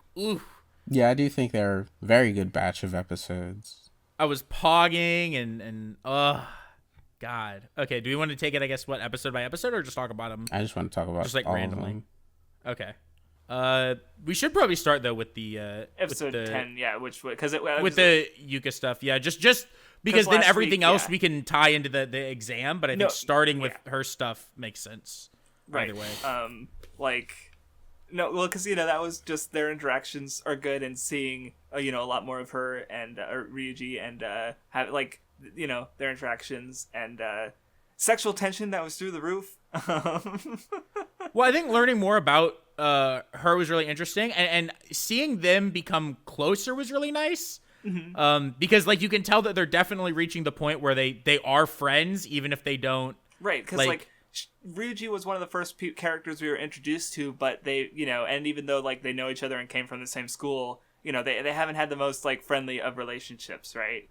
Right. It always seems like every time, and it kind of happened here, and that's what I thought was super interesting. And it was every time it's they might be a little bit closer because I guess Ryuji kind of lets down the walls that she has, in almost the show's terminology, right? She's naked there and not wearing clothes, and then he always thinks, Yukichi always thinks, well, maybe I can become closer to this person, and then she puts back up the walls, right? And I thought what was interesting was even the way she said it, but, she let down the walls, and he saw her and thought maybe we can become friends. She put the walls back up, and then realized that, that's not maybe the best, and took them back down again for a second to try to, like, almost, like, further their relationship, In a way, so I really liked that moment where she went to buy him the rash cream or whatever, just because it was, like, her kind of realizing, like, that she was pushing him away almost by always being like that. And so she, like, almost, like, ended the interaction not acting like that to, like, further their relationship in, like, a way I thought was, like, super good. And, shit, I thought I was going to say something. Where did my brain go? I lost it. 1 second. Or someone else go. None, do you have anything to say about the stuff? Sorry, I was not listening. The Ryuji stuff. Do you have anything to say about it? Oh. Yeah, I thought the Ryuji stuff was really good. I'm looking forward to seeing where things go with Ryuji, because, like, the end of the season doesn't really go more into it past when they spent time in the, they spent time together and they painted, they did new paintings and stuff. But I do think, I did really like it, so, I am looking forward to it for more of it. I did think it was interesting that Ryuji, like, because she wasn't able to do the painting for the exam because it was a self-portrait, but she was able to draw a self-portrait for, in that moment, I guess. So that was just something I was thinking of. I didn't have any more to add, but it's just an observation that I had. I also really liked the moment she had where she kind of realized, like, what about Yaguchi is that, like, will make him almost successful in the art world, which is the fact that no matter what happens, he always just, like, he takes whatever happens in stride and then just, like, tries to face it head on, right? And, like, the moment that she's even already doing for him what she does almost for herself sometimes, where, she was already ready to almost blame him potentially not passing the exam on her, right? And he stops and is like, look, I made my decisions. I knew it was going to happen. Which then comes in the exam, right? And what he has to go through to pass it. But he's like, I pass it and I fail it. It's just me, right? Which is really good. Yes.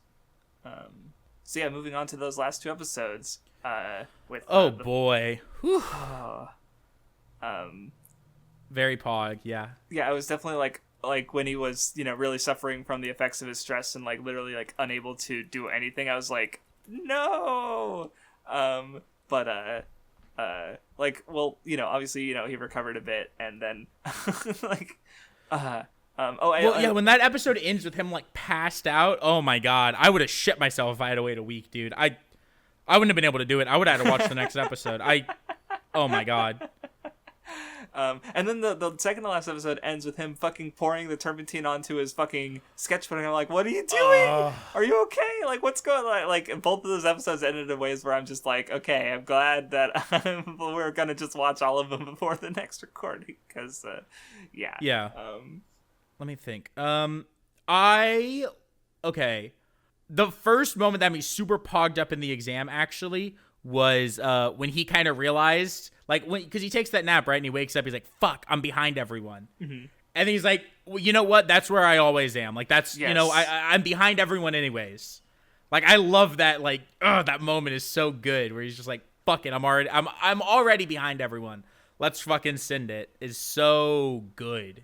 See, the moment that another moment that from when I liked is because Yotosuke saw his painting and he was like, damn, you went and improved when I wasn't looking. And Yaguchi got so happy. Like, it felt good because he's being like, this is the person who's been way ahead of him from the beginning, and he's like this. He's is a genius and he's really good.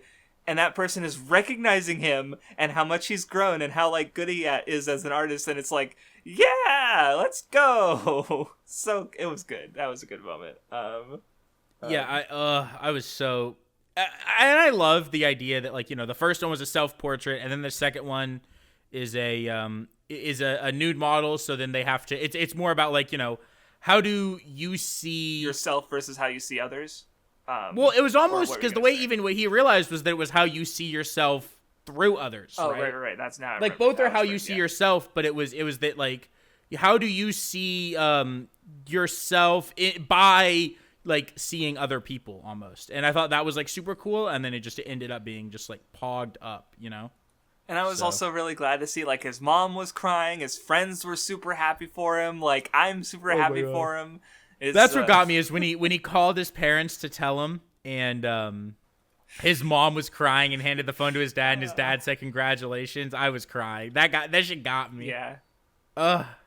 I'm so excited to read the manga and see him in art school, because I think that's gonna be almost just as interesting. Yeah. Well, and I Right. think the last big, well, because, you know, Kuwana failed. That was, no. And then. So sad. At least yeah. she'll. Well, because so did Braid's guy. But I thought what was interesting was that Kuwana failed, but she's going to TUA, right? Even her sister's like, "I'll wait for you." So there's still a chance that Kuwana easily shows up. You know, the next year she passes the exam and is there. You know, which is really cool. And so also, I don't know what was cut from the manga, but I definitely think like the point that it ended on, like the specific like last part of the series with Mori seeing his painting, the person who inspired him to paint, and she saw his painting and was like, "Damn, that's good!" Like, what a great ending! What a great way to end it. Yeah. The season. It- or the it- series. yeah, it brings it. I also love that the two haven't met yet, even though Mori is like Yaguchi definitely has a fuking crush on her, you know. No, yeah, I was thinking about how like they have literally like he even said they haven't met since he graduated, but like she's in the opening. She keeps showing up. Like she's pretty important for a character who literally hasn't interacted with Yaguchi since in over half the series. So Yeah, and I love that they still haven't met. It's actually so good. yeah, the way it ended was really good. Did you have any things to say, None? Sorry, we were kind of going off there. No, I liked it though. It's good. All right. But yeah, I'm excited to read the manga. Yeah, I could see the series becoming a favorite of mine. Especially these last few episodes, I was just so into just everything with him. Really like it really coming into like his art being about himself, you know, and the way he did everything. Not the anime being a favorite, but I like the manga, you know. I was super into a lot of the things that had happened, and they had me super like excited, I guess. Okay, I freaked out for a second. I went to manga updates, and I clicked on a manga blue period, and it's like complete. What 1991? What? And then I it was the wrong manga. Oh. I was listening to it and freaking out for a second there. Yeah, But no, I was just curious because I was curious to see when the anime it doesn't because manga updates. So apparently the anime ends at volume 6 and there's 12 volumes. So or at least roughly 12 volumes. So And that's with knowing that it cuts things out. So. yeah, there's a bunch more content in the manga to look forward to. So that's I'll that's what probably I'm gonna check. definitely then read it while I'm home and have nothing else to do. Yeah, I'm probably gonna start it before the end of the year too. So, but yeah, good. This is probably is it my favorite of the patron picks? Am I Seasonally, what was God this of is the High first School, season. Tower of God? Manga record And- kind of filled. Well, it wasn't a patron pick, but it filled that slot basically. I feel like there's Yeah, one other then- one. Was it? What was the season of Kuma Kuma Kuma Bear? Was Kuma Kuma Kuma Bear the patron pick or no? It was something else, wasn't it? Let me check. What was that season? Was it Dragon Quest? Yes. Okay, so Dragon Quest is good. Probably my second favorite patron pick then, but no, maybe. Yeah, but Oh, you're asking for Patrons- patron picks. Oh, I'm sorry. yeah. I'm sorry. Okay, I 'cause thought wait. you were asking, was it in the same season you watched Kuma Kuma No, Bear? no, we're trying to find the patron pick of that season. I'm sorry. I'm getting distracted by dog shit takes on Discord. I'm sorry. Unfortunate. Oh, it's Jujutsu Kaisen. Oh, yeah, this is the best patron pick. Good job, Yeah. patrons. Yeah, no, I did like Jujutsu Kaisen, but yeah, Blue Period's my favorite patron pick thus far. So, yeah. So yeah, I don't think I have much more to say about Blue Period.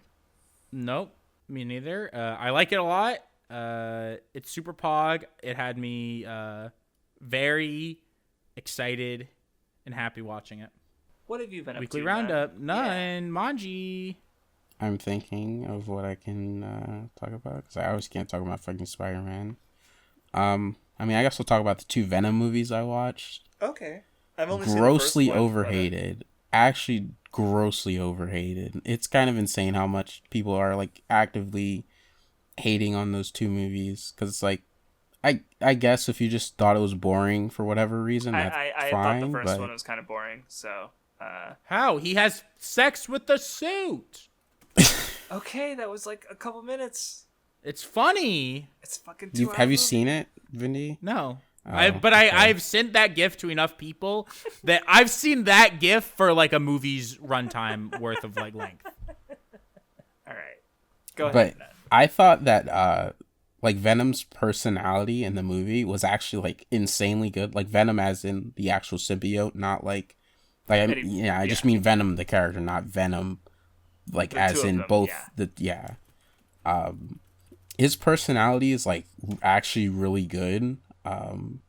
Like he's super funny, like, and I like that, like, you know, he kind of explains in the movie why he ends up liking Eddie is because on his planet he's also a loser, so that's why he like he's like, I don't want to bring the other symbiotes over here because I'm basically just like you, which I wouldn't have expected out of Venom, because it's like it's definitely not he's not like any of the portrayals I've ever seen. I mean, I don't remember any portrayal giving the Venoms itself a personality, at least that I've seen. So, and especially it's like, not only is it the first one with like an actual personality, it's like one where he's like, I think he's like very animated in how he like talks and how he expresses himself. Through the shape changing and stuff, yeah. Yeah, and it's just like, you know, I think I really like it, like how he's like voiced in general. Like, it's definitely like some of the best stuff in the movie. You know, I do also think that Eddie is like solid. Like, I don't think he's as good as Venom is, but I think the first movie did a good job of like setting up like kind of his like belief system, kind of sort of, just because of like who the antagonist of the movie is. Like, you know, the antagonist of the movie is like a corrupt, you know, he's a corrupt business person who's doing all these like horrible, unjust things. So Eddie in the movie, the reason why he like gets in so much trouble and, you know, does get fired is because, you know, he kind of sticks his nose in too much and doesn't just do the thing that the news people wanted him to do, where they just wanted him to like, you know, just talk about, oh, the nice rockets that they're like launching into space, and just kind of like shake his hand and like, you know, just do some basic reporting. He wanted to like get deep into the thing, and he got in trouble for it. So like, I do think it kind of like makes it clear of like the kind of person he is, which I thought was good for the first movie before they did the second movie, because like I don't think the second movie as much focuses on like understanding that part of Eddie, but they already did in the first movie, so it's like, you know, you kind of understand like how he is. What are you laughing about over there? I DM'd our ex-member, or I was DMing our ex-member of the Weeb Club, and he said something about Fairy Tale, and he said Gajeel, and I said Gajeel this dick. And he said that doesn't even work, and I said it does if you don't think about it. You're but a piece I of apologize. Yeah, and like also I thought the action was really good. Like, I think Sony is like with their live action stuff probably still has it. I haven't seen like a lot of their live action stuff, so like there could be like, I guess, some really dog shit ones that I haven't seen, but I do think like how they portray action and like superhero stuff is cool and interesting, and I kind of made me want to see more of their movies just to see like how they show things, because I, you know, obviously I do like the whatchamacallit, the Raimi trilogy of Spider-Man movies, and even though I don't like Amazing Spider-Man as much, they have some really great shots in there and like some really cool looking stuff. So like seeing that again in Venom, it was pretty cool. I don't know how much of that is, to be honest. I mean, maybe there would be more parallel between the Amazing Spider-Man and yeah, I know the Raimi Venom, trilogy was a really long time ago. Yeah, I know. Not only is it a long time ago, like that was. I mean, that movie is just Sam Raimi's style. Like, that's not as much like Sony. I know like, it's not like the. I wasn't trying to say it's like the same thing, but it's like it's clear that they're still making good looking stuff. Like like all the way back then, Amazing Spider-Man, which is obviously a lot more recent, and then Venom. So it's like, you know, I think they still have some like people over there that are doing cool looking stuff. See, I don't want to spoil the second movie too much because, you know, I feel like the first movie is like easier to just not have, like, I don't think you have to worry about spoilers on that one as much. Well, what'd you think of it? I mean, I liked it. I thought it was good. Like, did you like it more or less than the first movie? what, the second one? Yeah. I think they're about the same level. I don't think they're like notably better or worse. Like obviously the second movie's a PG-13 movie compared to the first one, which wasn't. But like, I didn't know the first one was R. Or was it not? I mean, people have said that. I actually didn't like literally check. So I mean, let's fucking see. But I'm pretty sure people. So many people have said it that I just kind of fucking assumed it wasn't PG-13. I'm gonna look it up. It was PG the whole time. Is it actually? No, I don't think He's so. just making it up. Oh, it's PG. It is PG-13. What the fuck? What? Apparently, it was originally supposed to be R, but then was not. Oh, what? Why the fuck were people? If the first Venom movie came out as PG-13 already, what the fuck? Okay, I don't. Whatever. People are being dumb, I guess. Yeah, and like people were saying, like, oh, the second movie had to edit out certain things because of the rating change. I guess maybe the point that they were trying to say was because the second movie has Carnage, so I guess Carnage, maybe they have the idea in their head that Carnage would have been more harsh and like doing all like crazier stuff, and he didn't, because he is supposed to be like a fucking mass murderer and all that stuff. But that's really weird. I didn't fucking realize that.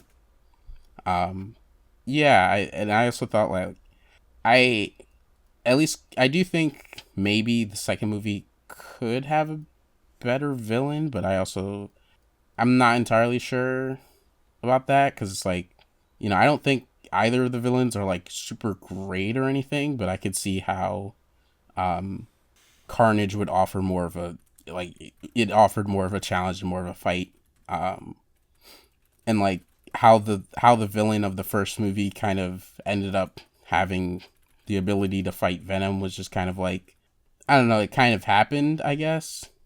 Like, it makes sense, but it's just kind of, I don't know, it's not as, like, I don't know, it's not, like, as much of a, see, I wouldn't say not as much of a build-up, because I don't think the Carnage movie has, like, a build-up to it, for, like, at least the guy becoming Carnage, but I guess I just didn't, like, expect it as much for the first movie, but I still liked it, so, you know, it's fine.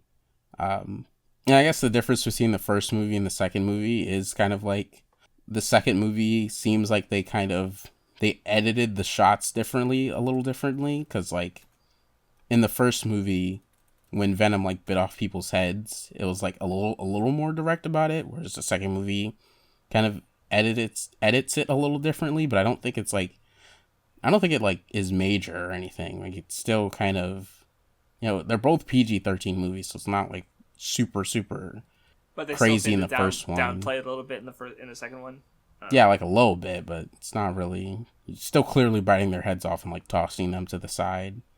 And the one, like, in terms of like the language, the one thing I noticed was the first movie called, like, Venom called Eddie a pussy one time, and in the second movie nobody said pussy, but still had like plenty of cursing in it, so I don't know. Yeah, but it didn't make you think about your favorite game franchise, so, you know, what's the point?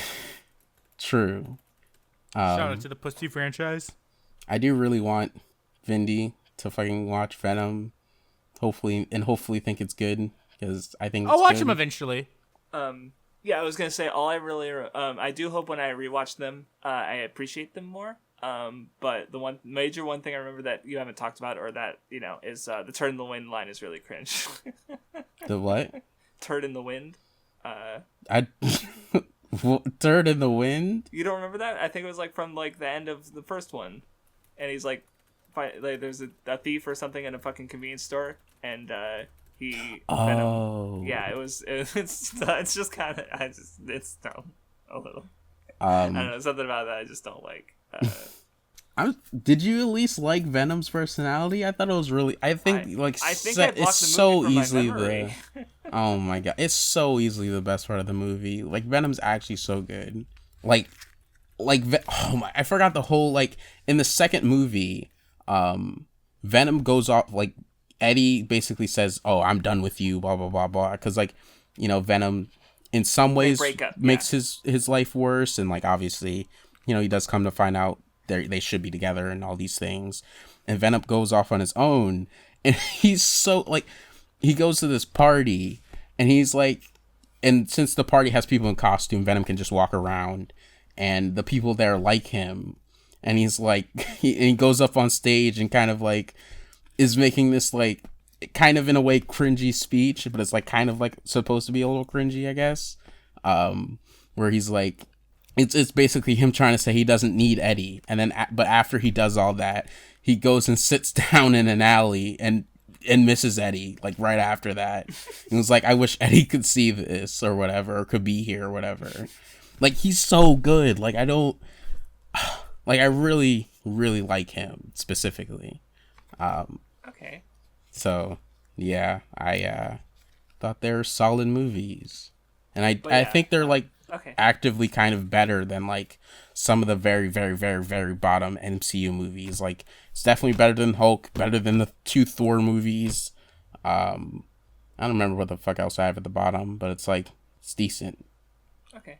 But yeah, I was gonna say real quick because at least the idea I had with it is because we're still doing the MCU watching. Now it's no longer rewatching. We're now watching stuff that some of us haven't seen before.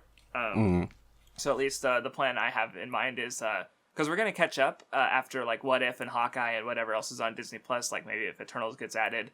At that point, we're probably gonna watch. I think I'll stream Venom and Venom 2. My reason being that they're relevant to both the Spider-Man watching and the Marvel watching because of a certain thing that happens in. Well, I think it was mentioned that it was going to happen before the scene in Venom 2 that I've seen leaked already. But after that, I don't know what we're streaming until new Disney Plus stuff comes out. But we'll talk about that on the server. I just want to mention that I'll be rewatching them as because they'll be like so streams. So okay. Vindy. I played Pokemon Ruby. I did not even touch Danganronpa 2 like I said. I apologize, everyone. My Pokemon addiction has taken over my life. I started Ruby and played it in like less than a week, and then I'm currently playing Black and White again because I wanted more Pokemon and not a game that I wanted to play on stream. And I've already streamed Black and White, but I'm doing it on Nuzlocke this time. But whatever. Pokemon Ruby. For those curious of my team, Kraus, I don't know if you saw my team. I did, but go ahead.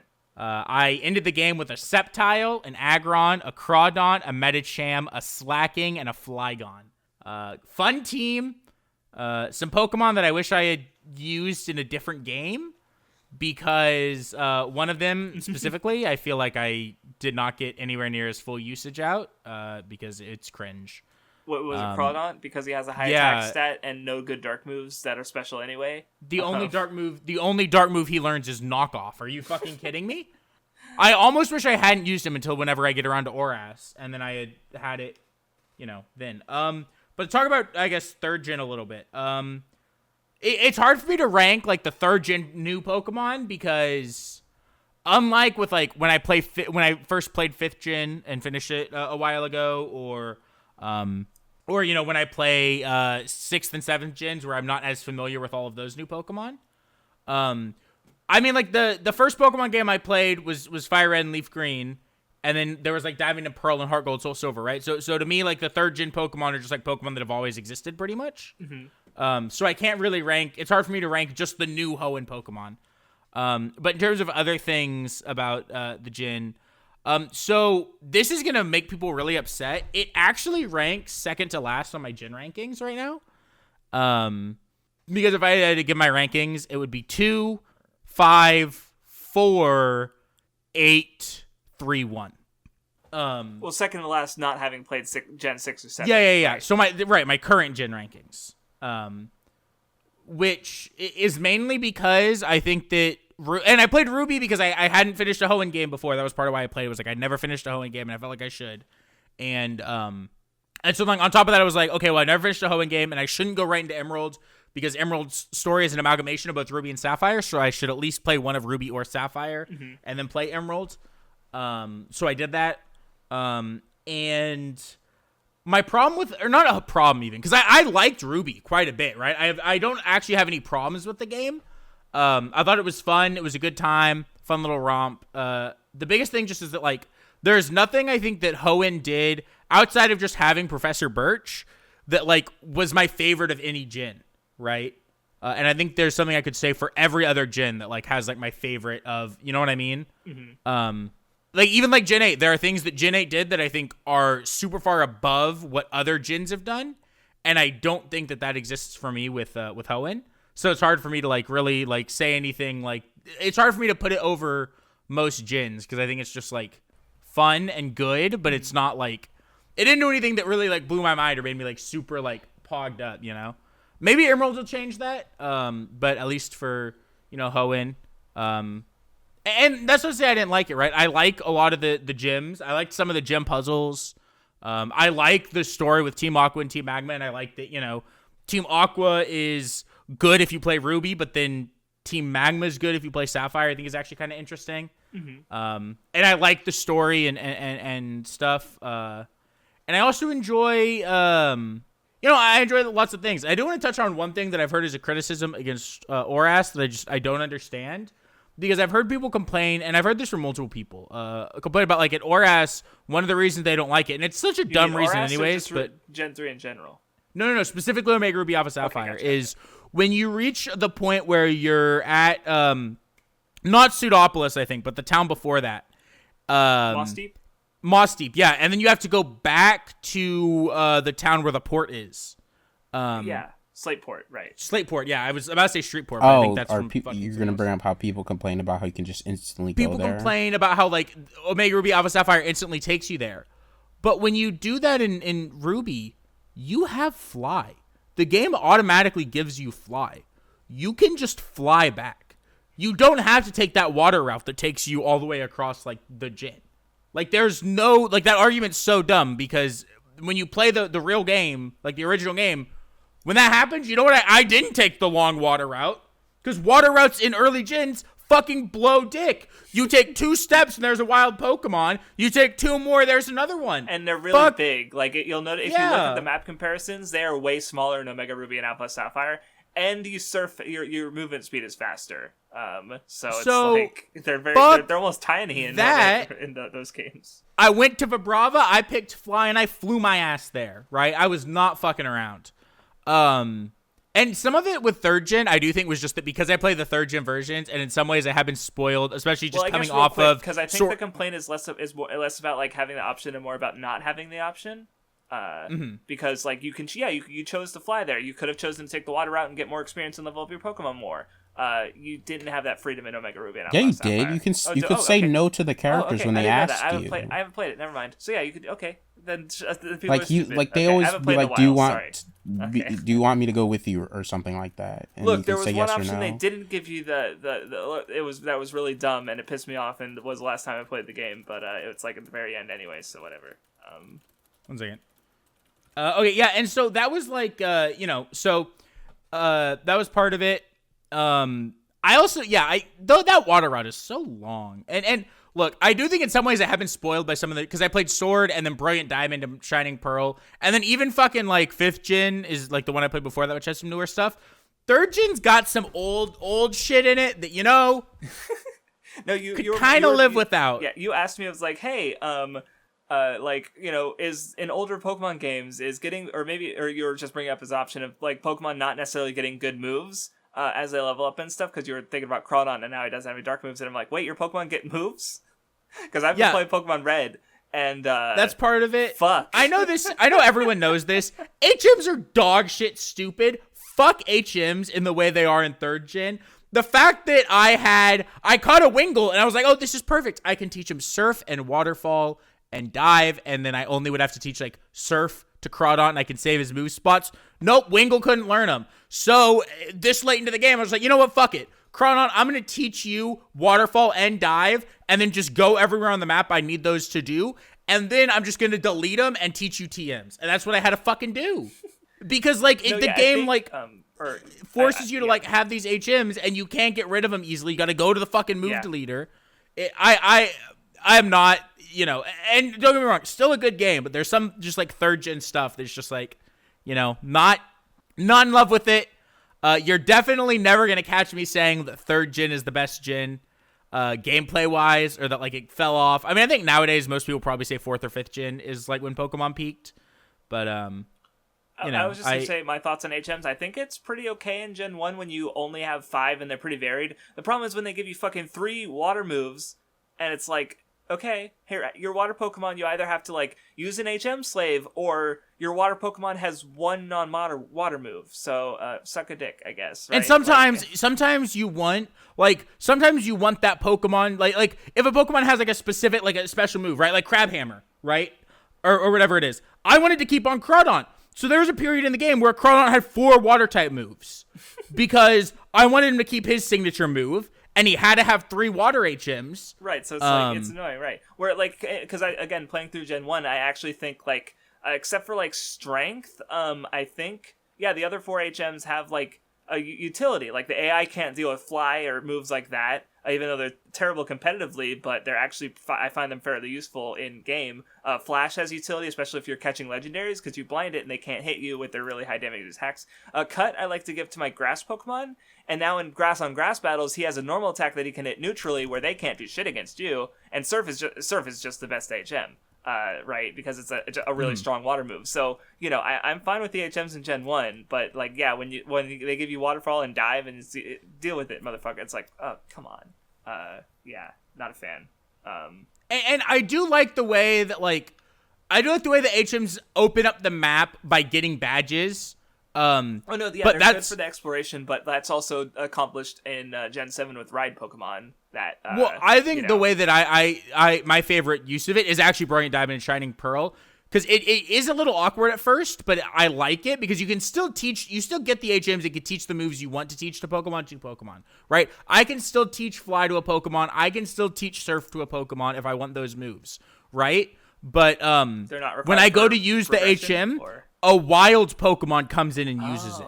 Okay. So I don't need a Bidoof with Rock Smash, because if I use Rock Smash, a wild Bidoof comes and uses it. Okay, no, that's basically how it works. Well, because like I think this move still exists in all the games, but obviously, yeah, you don't take up your move slots if you don't need them. In the case of like with the Ride Pokemon in Gen 7, or how Gen 6 does it is it gives you the HMs, but you only ever need them to get like items on the side of routes. You never really need them for progression, for the most part. So you know, so it's a problem. They've been trying to fix it basically since Gen 6, I would say. But progress takes time. So, and I don't mind them all the time because I don't mind having an HM slave. I guess really the problem is there being 3 water HMs because like I don't mind having, and that's where Bidoof is again the best HM slave because he can learn the water moves, right?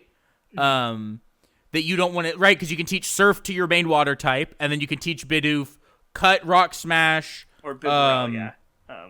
Well, why would he be evolved?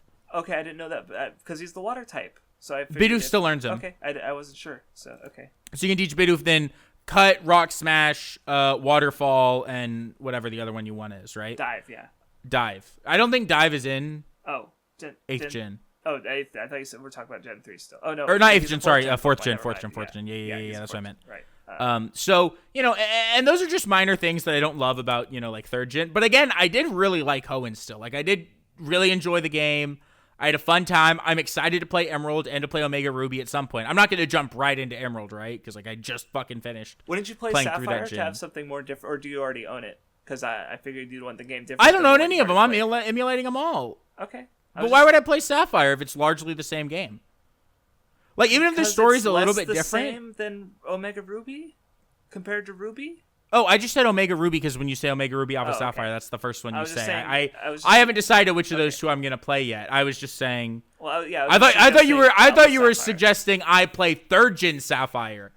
And I was No, gonna say, no, no, Craftsdwarf, no. why the fuck would I do No, that? I was suggesting you play Alpha Sapphire, so that way, like, you get to see, even if it's like not the same as Sapphire, it's still. But I like Groudon. Okay. Bitch, just play fucking Alpha Sapphire. You fucking idiot. I said, I Holy haven't shit. decided which of those. I don't have any choice. Like, not that I don't have any choice. I'm not even thinking about that yet, because that would be after even Emerald, which I probably won't play for a couple months. So, yeah. So I probably pissed a lot of people off by saying that I like 8th gen more than 3rd gen, but you know what? I'm right. I haven't played 8th Gen, so I can't comment. It's Pog. L. For mine, I watched a short while ago, Fooly Cooly. I watched for the third time the original, and then for the first time I watched a progressive and alternative. First one, it's not a series I love by any stretch, but I mean, this is the first time I'd say I sat down and watched it and could focus on it in a way, because like the first time I watched it, I was like in high school and I watched it on YouTube, the English dubbed, so not the best way to watch Fooly Cooly for the first time. The first time I rewatched it was I was with a friend at his place, and we watched it subtitled, but it wasn't an environment that I could like take notes or anything when because I was doing my channel at that point. I still got it, I'm pretty sure, but like but this time I don't know, it was just I was able to watch it more at my own pace, and it's a really fun series. It's still cool. I guess what stood out to me more this time is like, because I think people remember Fooly Cooly for it being very hectic and fast, but there was definitely the more like quieter moments, the slower ones, and the soundtrack was good. I was vibing. It was good. I like Fooly Cooly. Then there's the more recent ones that aren't as well liked, and so the first one I watched was Fooly Cooly Alternative, which I like the core thing with the 4 girls and the main character, and their general arc was it's simple, it's fine, it was fine enough, and I think if it was just that, it would have been a neat little thing. But instead it was a Fooly Cooly thing. So Haruko's there, the pink-haired lady, and I don't know why she's there. Because the story doesn't care about why she's there, even though she's a very selfish character who does her thing because she wants to. But here she is with this relationship with this girl that they don't have a relationship basically, but she's still like kind of being a big sister thing to her. But I don't think it, like in the original Fooly Cooly, like she's the most important person in Naoto's life, and so she has all this plot relevance and she's doing things in the story.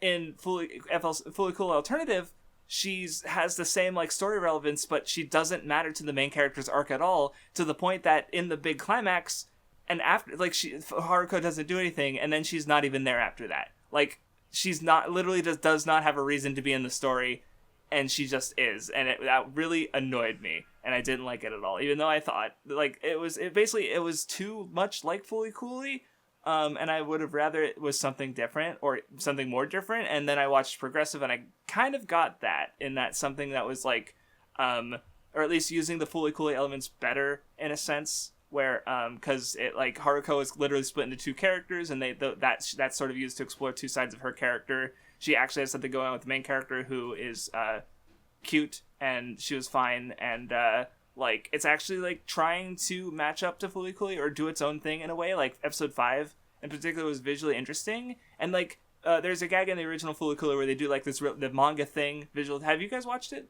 I've seen the original. The original, Vindy? Okay, Vindy got kidnapped.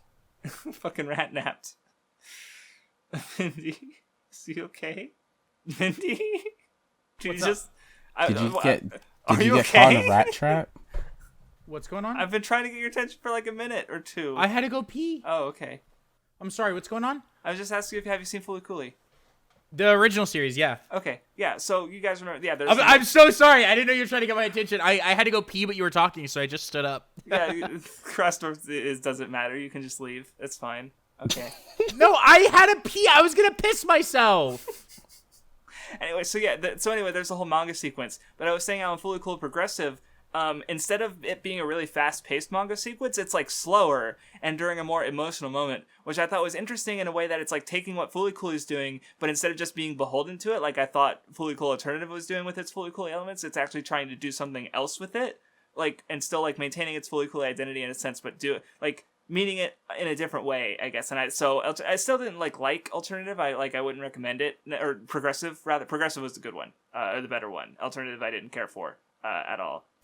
Which one has the cute girl who wears like the cat ear headphones? The good one, progressive. Oh yeah, that's the one I wanted to watch. Yeah, anyways. no, that's if I were to recommend either of them. If you had to watch only one, you watch progressive. In fact, maybe it is worth checking out. Like again, I definitely. I mean, at the same time, just rewatch the original. Like it's just it's easily the better of the three for me, and I think that's a common take with it's just like way more visually interesting and more dense and interesting. And progressive is the only one that I feel like is even like trying to get in the ring with the original and do something, and it does some neat stuff actually. Even if I don't love it a lot, but that's about as much as I have to say. Fully Cooley, original's pretty good. Progressive, it's okay. Alternative, skip it. It's not good. I didn't like it. Not good. And that about covers it. So before we go into our what might we talk about next time? We did mention it already last week, but just as a reminder, we're not going to be recording next week, so there will not be a weekly a weekly episode on Wednesday. People we who might don't not make even it to the end won't know. We might just take a break from uploading. There might be no videos next week. Yeah, I was thinking that might just be like something just so that we don't have to worry about it's the week of Christmas, all right? You fucking or I guess technically it'll be in between. It's the holidays. Spend time with your fucking families, you filthy animals. All right? You don't need us to entertain you on a Wednesday, all right? Go say hi to your grandma. Spend time with her. Do something, all right? Please tell your mom you love her. Your grandma. Yes, let's do that. Yeah. So aside from that, what might you guys talk about when we come back from break? I don't know. Probably Spider-Man. I'll watch it as well. It'll either be Spider-Man or it'll be. But you haven't talked about it yet, so you can talk. We can talk. Or it'll be Spider-Man, or it'll be like a manga I read next week while I'm home. A certain man is trying to convince me to hurry up and read Rave so I can read Fairy Tail because he gave it a 9 and is clogged up over it. So I might actually just power through Rave. We'll see. I think I know what I'm going to talk about. It's going to be Girls on Panzer, which I just have a few of the movies left, and it's because just watching the series and I watched some of the specials today. It's actually like really good. I'm looking forward to talking about it because I think it's noteworthy. Cool. Now part of me is like, I want to talk about it now, but I can't. All right. So thank you. Adios, for muchachos, listening, and have a good holiday. We will see you next year. No. Yeah. Adios, muchachos. See you next year. Feliz Navidad, and I love y'all. Sad. Happy.